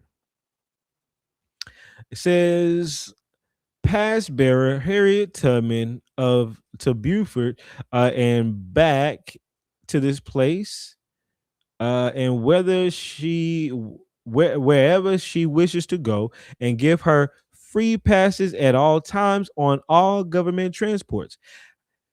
Huh. Who knew Harriet Tubman had free access to all government locations and transports and areas at all times? Hmm. Now, one might say, yeah, that made it easier for her to, do the Underground Railroad. Well, I mean, she made it seem like you had to go all the way north. You had to get all the way up to New York. Like she was having problems. I don't know. It just seems kind of off. Like what she's down there in the South acting like she could be amongst people. I guess she scoops up some niggas and then she has to hide house to house, but she wouldn't be able to hide house to this is what I'm getting at. She wouldn't necessarily be able to hide house to house in the South because she's a scout, in my opinion, unless you just really know everybody in the South like that, right? She's coming from the North. When did you learn a whole lot of people in the South to be able to hide in houses to slip off niggas to, right? So then you're telling me that maybe you slip niggas and hit them in the North, but you wouldn't really have to hide niggas in the North like that. One, because it was free, and two, it looks like you had passes at all times on all government transports. Huh. Let's keep reading. Okay. My bad. I know y'all going in. Harriet was sent to me from Boston by Governor Andrew of Massachusetts. And so she was sent to them. Harriet was sent to me from Boston. She's from Maryland by Governor Andrew of Massachusetts and is a valuable woman. She has permission as a servant of the government to purchase such provisions from the commissary as she may need. Who knew Harriet Tubman had this much access? Wouldn't that be an important story to teach to us? You know, she freed the slaves and the government helped because they liked you. They gave her all kinds of helps and gave her transportation passes, and she could purchase commissary of anything she wanted to procure to help you out. Huh. I thought this was just like some 50-year-old chick that just took off running one day from slavery. And then she just felt compelled one day to go back for some niggers and help some niggers out and just was pining through forests like they said in the newspapers because they remember they never mentioned this in the newspapers, right? Wink, wink, right? That's why we read the newspapers first, right? They didn't say this part in there, right? They didn't throw that in the Harriet Tubman book, you know what I'm saying? But hey, here it is in an official government document. She had access to all of this. She could purchase whatever she needed. She had great valuable information. She was sent from one government official to another as a scout, as a spy. Okay.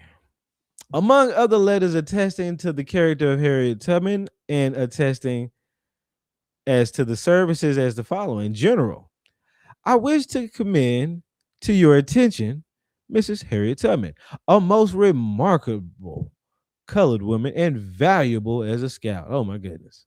She's so valuable. I am well acquainted with her character and actions for several years past. I am General, your most obedient servant, Mr. James Montgomery, commanding general of, no, the colonel, commanding colonel of Buford. Oh, well, ain't that something? Boy, she has so many people of high esteem giving her so much good talk and everything. How come we don't know this? On the back of this letter is endorsed, I approve fully Colonel Montgomery's estimate of the value of Harriet Tubman services. Boy, they're trying to throw some bread at her. All right, all right. It appears also, hold on, and when is this? 1874? I just want to show y'all something.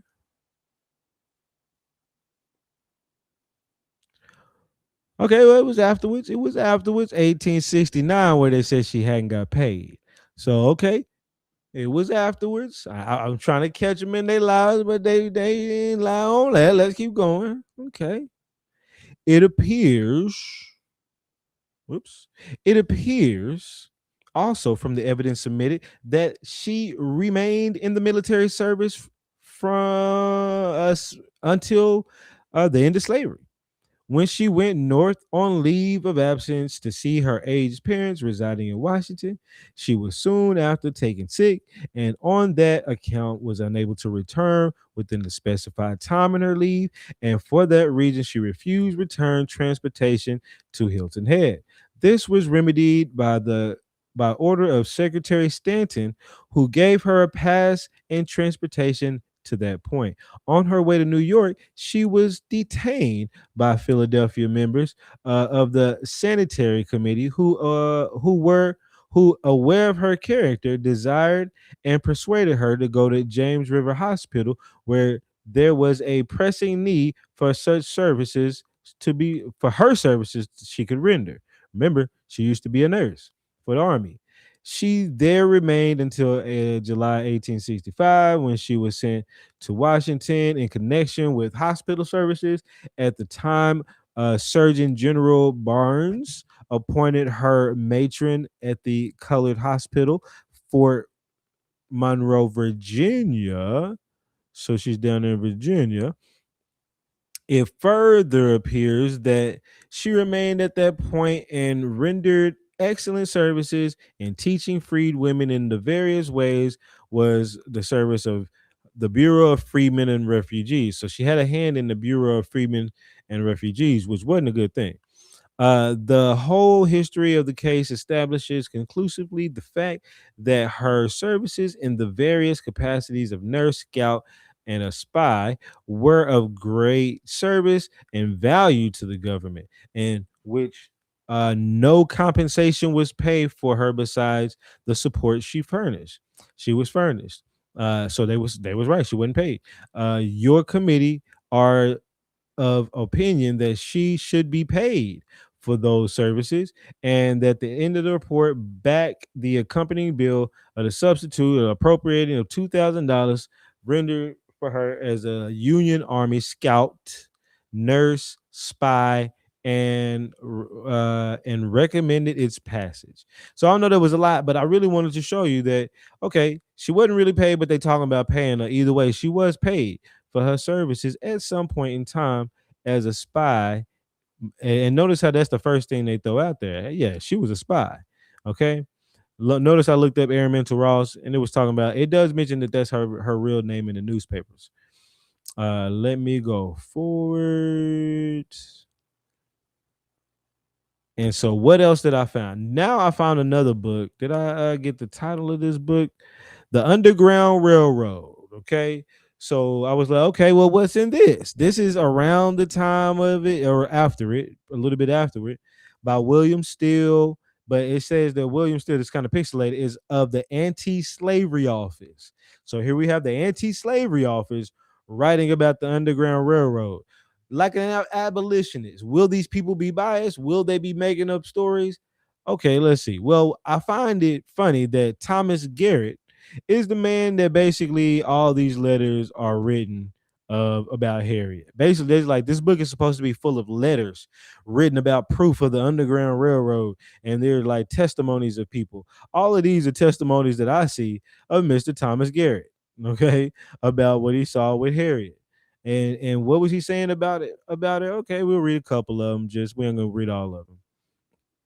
It says right here, the esteemed friends, we have made arrangements last night and sent away Harriet Tubman with 6 men and 1 woman to Allen Agnew's to be forwarded across the country to the city.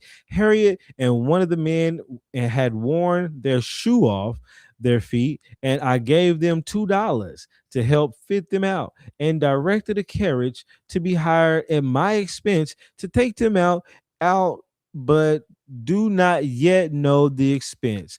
I now have 2 more from the lowest county in Maryland on the peninsula, upwards of 100 miles. I will try to get one of the trusty colored men to take them tomorrow morning to the anti-slavery office. You can pass them on. So when I and notice Harriet Tubman had been their Moses, but not in the sense Andrew Johnson was the Moses of colored people. She had faithfully, fully gone. Did I finish that one? I don't even think I got the rest of it because I think it was some bullshit. But either way, you got this man Thomas Garrett. And he's like, oh, I helped her. It was my expense. You know what I'm saying? I'm looking at the sentiment, like, and I don't know what the cost is gonna be with this expense. It's just like, is this one of them YT folks that's trying to make themselves feel good and make themselves feel like they did something for black folks in the anti-slavery department? You know what I'm saying? These abolitionists. The next arrival numbered 4 passengers and came under the guidance of Moses, Harriet Tubman from Maryland. They were adults, looking as though they could take care of themselves very easily, although they had the marks of slavery on them. Notice how he says, although they had the marks of slavery on them. It was no easy matter for men and women who had been ground down all their lives to appear as though they had been enjoying freedom. Indeed, the only wonder was that so many appeared to good advantage as they did after being crushed down so long. What I'm looking at is the extras you're adding into it. So you've been talking about you putting in all this expense, and now you're talking about these. Now you're just going to it. Oh, they've been crushed and all this crushing, and they appeared so disadvantaged, and these people are. It's just like, are you really trying to tell me the story that really happened, or are you trying to sell me something right now? That's what I'm thinking as I read through several of these, and I'm not going to read through all of these. Um, we'll see this one because really I just snapped them all. Harriet Tubman last trip to Maryland. Stephen Ennett's wife Maria and three children whose names were following: Harriet, age 6; Amanda, whatever, or the following, whatever. Let's see. Respected friend William Steele, I write to let you know that Harriet Tubman Tubman is again in these parts. Now, when am I gonna find a letter from Harriet Tubman? But okay, she arrived last evening from one of her trips of mercy to God's poor, bringing two men with her as to Newcastle. I agreed to pay the man last to pilot them on their way to Chester County. The wife, one of the men, two of the children, has left some 30 miles below, and I gave Harriet $10. Okay, to hire a man with a carriage and to take them away. She had a man, and I offered a sum to bring them on. Okay. Okay. If you want to ask me what I did for the black niggers, I'm telling you right here. I shall be very uneasy about them. Tell her, really, man, really, all your stories is involving you giving up some bread multiple times. You really got to tell us about this bread you giving up, okay?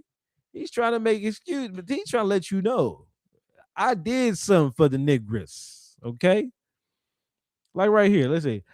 I have been very anxious for some time past to hear what has become of Harriet Tubman. The last I heard of her, she was in the state of New York and Canada with some friends and blah blah blah. Yeah, it wasn't really nothing on this one because that's about to the end. But that was what was in the Underground Railroad when I looked up under Harriet Tubman. There was a lot more pages.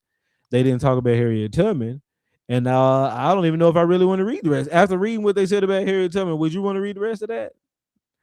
All right. So let's keep going. This was also in there actually. Let me see. Colored agent, because I wanted to read it. It was like the beginning.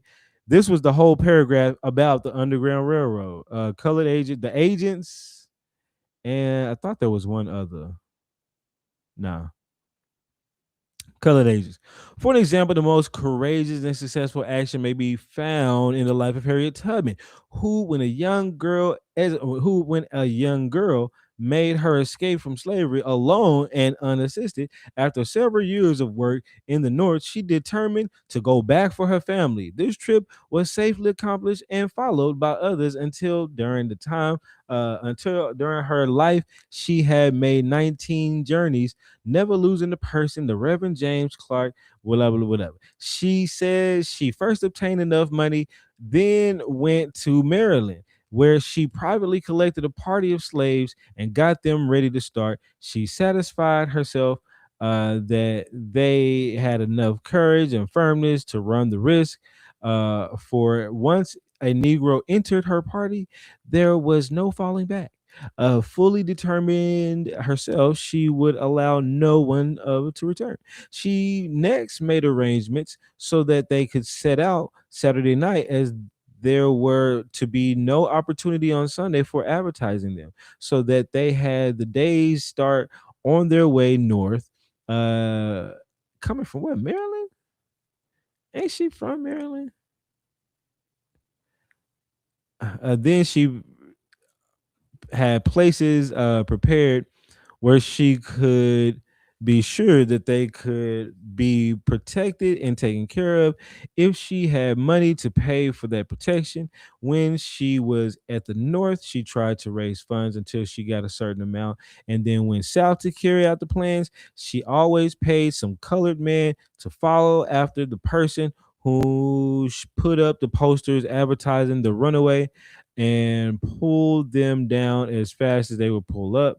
She was feared. The party was closely pursued. She would take them for a time on a train southward bound, as one is seeing. I may have to go pull it up real quick. But one main thing I wanted you, let me see. Yeah, that's the same thing. That's the same thing. I can go pull up the rest, but I think it wasn't too much. But the main thing I want y'all to see right there is the story's kind of like being molded. We've seen many different things said about the story. You don't hear still about her access to the government. You don't hear about her being able to procure stuff. Talking about how she got to go get money. So you got to go. So the government gave you access to procure anything you want, but you had to go get money from people to buy provisions.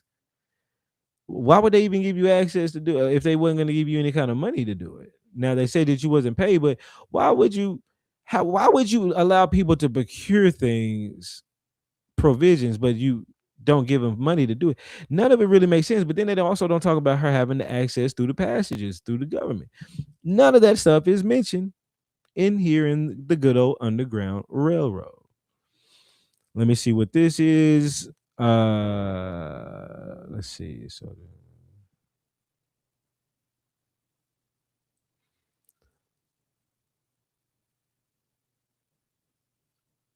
I think what was this off of?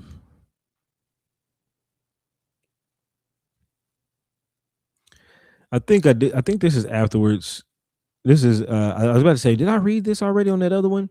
But I don't think I did. Soldier died in like 1888. The widow filed a claim. Oh, this is her filing her claim on her husband, which is so she's Harriet Tubman at this time, but she's Harriet Tubman Davis. And this Harriet Tubman, the colored woman, has been nursing our soul. But look, no, this is on her also. Harriet Tubman, who has been nursing our soldiers during nearly all the war, she believes she has claimed so for faithful service to the command in South Carolina, with which you are connected, and she believes you would be disposed to see her claims justly settled. I have known her long as a noble high spirit, as true as seldom dwells in human form. I commend her, therefore, to your kind attention. General Rufus Saxton, in the letter referring to Mrs. Tubman, says she was employed by General Hunter, and I think both of General both by General Stevens and Sherman, and is as deserving of a pension from the government for her service as any other of its faithful servants. In a letter to Brigadier General Gilmore from the headquarters of the Colored Brigade, St. Helena Island, where the Geach is at, South Carolina, July 6, 1863, Colonel James Montgomery, commanding brigade, said, I will respectfully recommend to your attention Harriet Tubman, the most remarkable woman, invaluable as a scout. So now we're going to look at some handwritten documents, and then we're going to kind of compile up what all we think is being said about this lady. Who is this lady? Now it says, I am directed. This is in 1874. Okay, it says, I am directed by the Committee of War Claims to close to you House Bill number 2711, for the request that you will inform me for the information of the committee whether or not the name either appears or offers away the records of the department as a scout, nurse, and a spy during the late war, and also whether or not any payment or payments were made to her for service in either capacity in a case for being employed. So this was a direct letter sent from one of the agents in the army. You got a House bill here. It says, be it enacted by the Senate representatives of the United States of America in Congress assembled that the Secretary of the Treasury is hereby authorized to and directed to pay Harriet Tubman the sum of $5,000 in full services rendered to the Union Army as a scout, nurse, and spy. So, okay. We don't hear that all the time. Approved pension filed for Harriet Tubman, the widow. So this is her saying, "Hey, my claim against the United States is for the these years' services as nurse and cook in the hospital, and as commander of several men, 8 or 9 as scouts. She was a commander of several scouts during the late war of the rebellion under direction and orders of Edwin or somebody, M. Stanton, a Secretary of War, and of several generals. So she was pretty high up. She wasn't no just little private little punk. She was under the direction of the generals and the Secretary of War, as well as the head of 9 other scouts.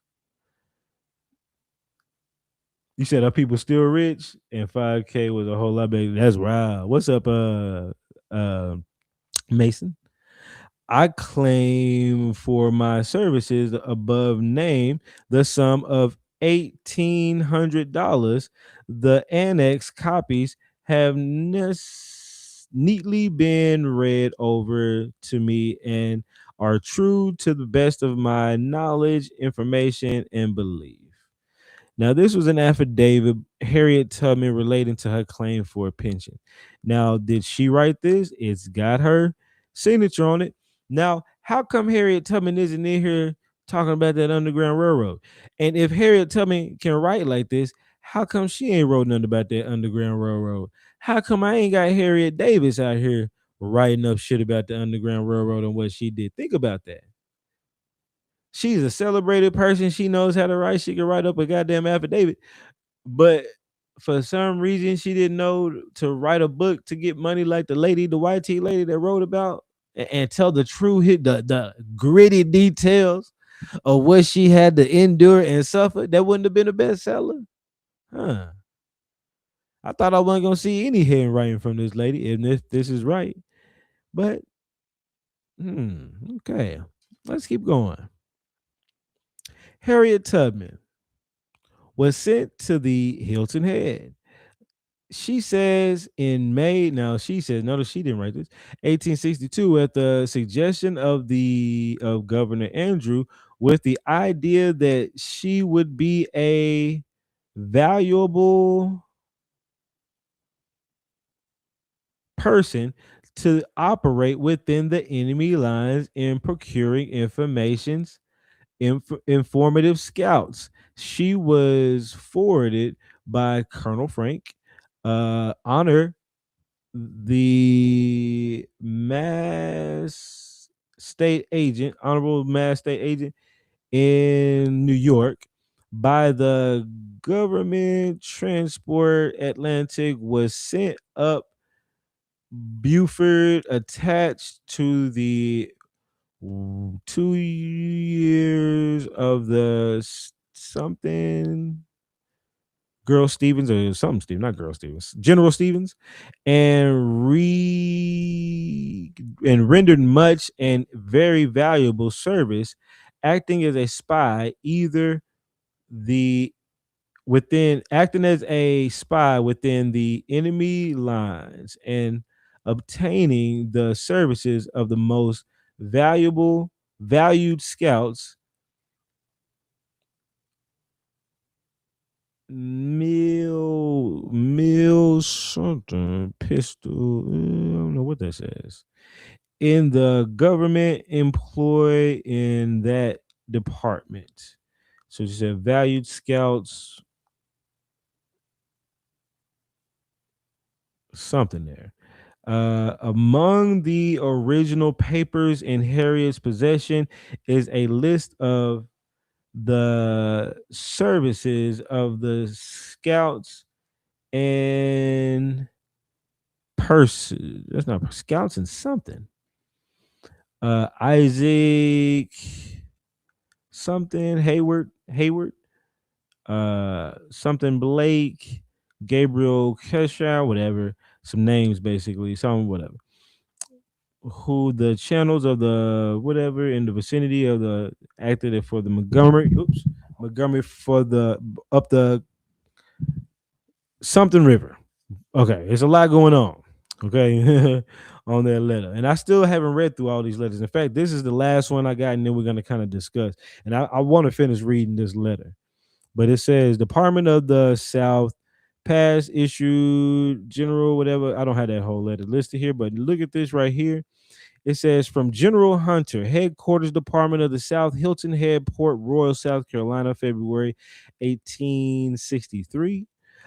Pass the bearer, Harriet Tubman, to Beaufort and back to the place, and whether she wishes to go and give her free passage at all times on all government transports. Harriet was sent to me from Boston by Government Andrews and Mass and and is a valuable woman.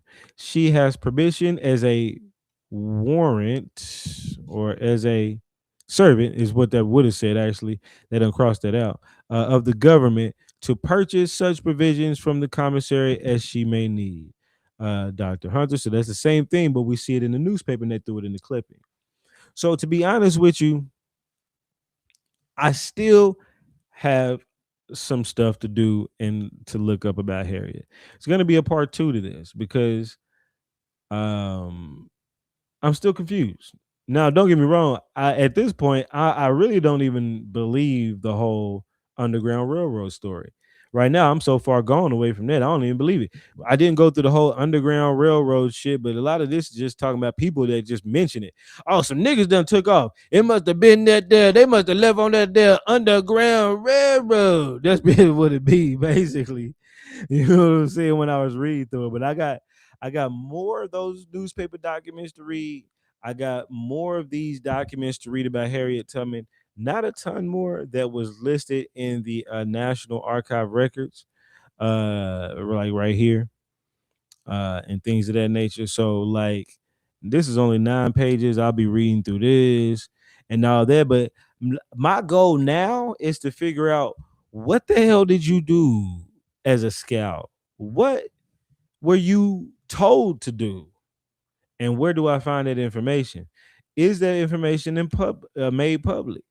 You know, it might be one of those you have to go to like Fold 3, one of the military things or something, and I may have to pay for some or something. And that's even if I could find it. But we know for a fact she was a spy.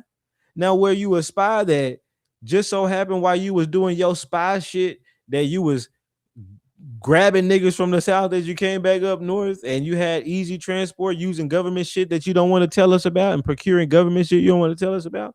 The story keeps changing. I really don't know. I'm really still really curious about how to feel about Harriet Tubman. I don't believe the full story, and I would believe it a little bit if they would have added in all this other stuff. Yeah, Harriet Tubman did this. Harriet Tubman was that because she had help from the government and passages and blah blah blah, and she was a spy, and because of her spy abilities she was able to grab niggas and bring them out. Had I heard at least some semblance of that in the past, I'd be like, okay, cool. You know what I'm saying? This is that it could play on that story. The fact that you omit it completely and then give us another story about what she did, and then on top of that, the story, the part that you omitted, it really could go to kind of enhance the story, but you're still hiding it because you don't want us to know the government played a part or something. I don't know. I'm gonna have to, I don't even want to watch the movie of Harriet Tubman, but maybe I will. Maybe I will watch the movie. I don't know, man. No, it ain't nothing but propaganda. What's the point? What's the point? So I can prove it wrong? I'm already gonna be able to prove it wrong. You know what I'm saying? I'm just kind of going off, man. But uh, it's I'm gonna look and see what y'all been saying, and feel free if y'all want to come up, ask some questions, give some input.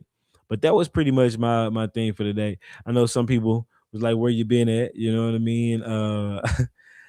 Your boy been well. I was studying a lot for the Yamasis, and I'm writing the book or starting to put my little note my sources with the book chapters now that are already read, and then I'm gonna be adding in dialogue as well after that. But I gotta get the sources organized. But I've been on that, and I'm still gonna be on that heavy. So you probably won't see me somewhat as much. But I do want to come out and give y'all a little something. So one, that the whole Harriet Tubman thing popped up, and I really had to go ahead and really get in there and tackle it because it's really crazy. Let me see what y'all been saying. I'm gonna start up a little bit here on the TikTok side. C3 Mama said, I need this. Okay, played in folks' faces real bad. Fictional. That's what's up. What up, though? What up, though, Mike P? Checking in. Said she was doing a lot for them people.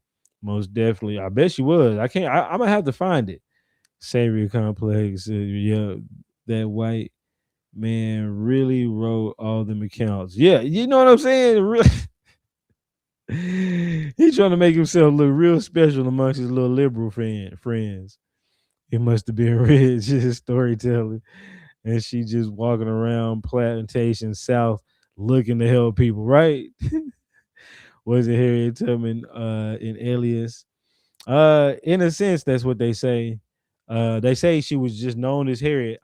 They never tell you where she, like, who started calling her that or for what reason. They just be want to say her she was known as that. Union flat out exactly sentient survivor. And 5K was a whole lot back then. It was. Her people still rich, I bet. And they probably getting all kind of, not donations, but they probably getting donations too. They be running them 501c3s and shit for these people like Kunta Kinte and all them. Said true, you talking to them and look and took them to Canada. Hey, try what up, Mason? I already said that though. Y'all talking to each other. Her job was to create U.S. citizens and drive us off our lands. Yeah, and we got some things of that. A couple of passages of that. How many people did she actually help? Because I'm getting conflicting numbers.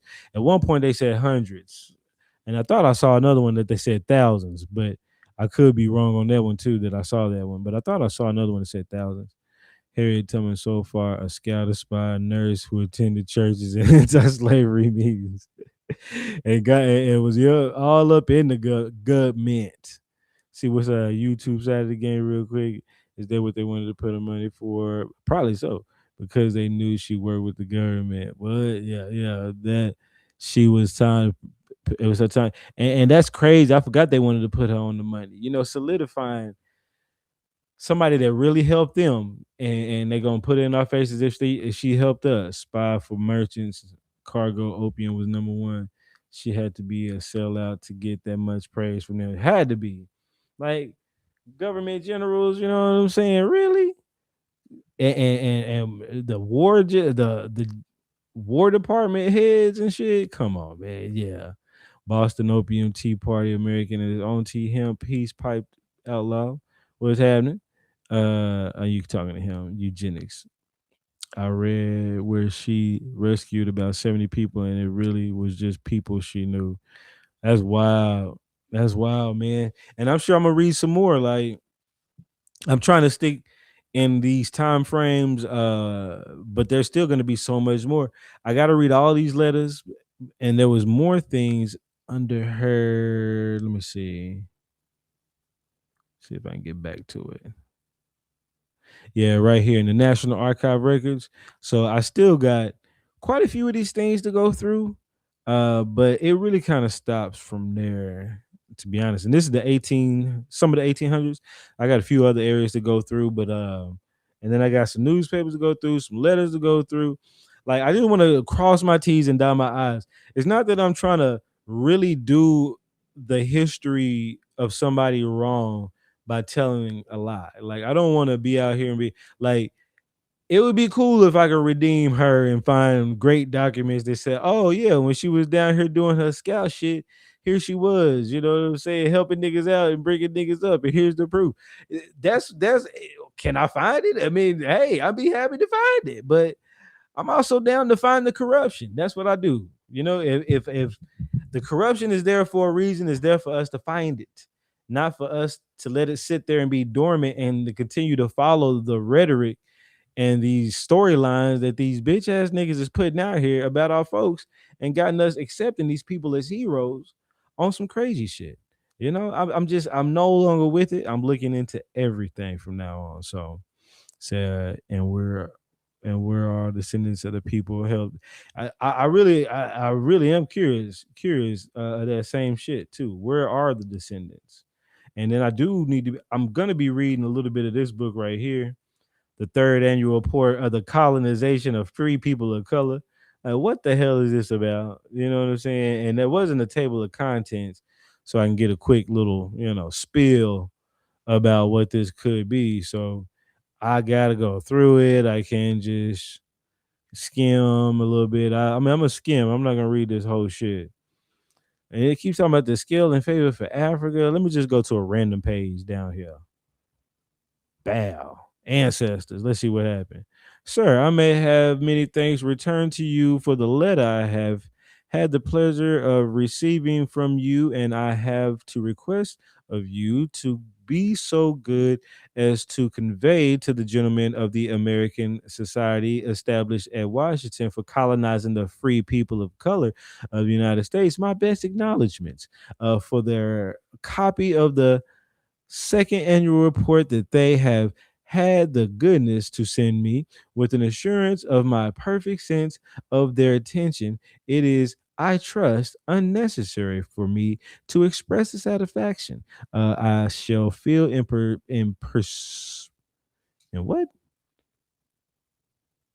pers- pursuing the pursuing for me to express the satisfaction I shall feel uh in no in pursuing to an account I'm sorry, in pursuing an account of the proceedings of an institution founded from such a benevolent object, and which is likely to be attended with such useful consequences, and I hope I may be allowed to add my anxious wish that the meritorious exertions of the gentlemen of this excellent society may be crowned with success.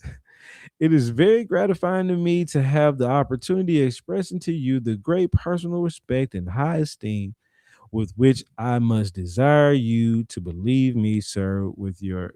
I really didn't tell us shit, right? But these people got a whole book about colonizing. Let's see. I got to read this part. It would be found that on the equator and about 5 or 6 degrees on either side of it are the most temperate parts of tropical Africa. The sun has less power here than in more northerly and southerly situations because he is obscured throughout the year. In the month of December, when the sun is at its greatest distance from the Tropic of Cancer, the heat of at Senegal was found to be 93 degrees and Sierra Leone 98 degrees in the shade. Measured by Fahrenheit thermometer in Senegal is laid down in about 16 degrees, and Sierra Leone about 8 degrees north latitude at Cape Coast Castle, which is situated about 5 degrees north latitude. Why the hell is this 87 climate of the Gold Coast, more I don't West Indies, what are they talking about? Mild breeze compared to the West Indies, wind stream of the continent. Like, look, I'm really, I would sometimes I just hope to just like dive into like one main thing that'd be dope. I am unwilling to refine too much of the situations of the Africans' approaches much nearer to that intelligent peasants than that of stupid mechanics. I am inclined to think that their intellects may have been improved by being so variously exercised for the natural way of improving the human intellect. It is to afford it an ample field of action, and the sure way to cramp and contract it is keep it incessantly plotting one dull pursuing another about African characters. I don't know, man. I don't know what the hell this book is about. But they're trying to colonize and they're talking about African and they're talking. Think about this. The book is already talking quite a bit about Africa, but they're talking about colonizing the free people of color in America. Hmm. That's why I'm like, man, I'm gonna have to Africa lies in the climate. Like, huh. Sending niggas over there, trying to send niggas back. Okay, not back, but trying to send niggas there. Probably so. Probably so. So Nova Scotia, blah blah blah. So, anyways, I'm done. It gets hotter in Texas and West Africa. Well, let me say hotter in the South than no, that's real. We have areas that it does get hotter here, and they want to make it seem like it just in those areas. Because is it the equator? Is it how high up? Maybe the elevation. I'm not sure what's really causing the proximity really to the heat, but we do know the equator does have it. But they just be wanting to throw that out there. They act like they don't want to measure, which other people have measured the temperatures here in America. So they really could quit bullshitting with the way they try to throw it out there like that, because these Africans be taking these talking points and running with it like crazy. Yeah, we got the hottest, man. Africa is hot. That's why we black and crusty. Oh, okay. Well, no, that ain't why you black and crusty. Is because you don't bathe. That dry skin causes crust. But it is what it is. And thank you for reading all you do. Appreciate that, Nikki. Yeah, for sure, for sure. Free people of color of Africa. Yeah, I appreciate you, Nikki. Appreciate y'all for being in here. I just wanted to give y'all some, man. I'll be back with a part two after I read through the rest of these. Likely gonna conclude the same shit. Hopefully, I can find what was done, what she was doing, and in her service time in the army as a scout and a spy. That would be breakthrough if I can find some kind of documents on that shit. But we damn sure ain't finding a whole lot of Underground Railroad shit. So it is what it is, man. I'm gonna let y'all enjoy the night. I'm hungry. I'm starving. Your boy about to get something to eat. I'm on that. I'm gonna holler back at y'all. Love y'all.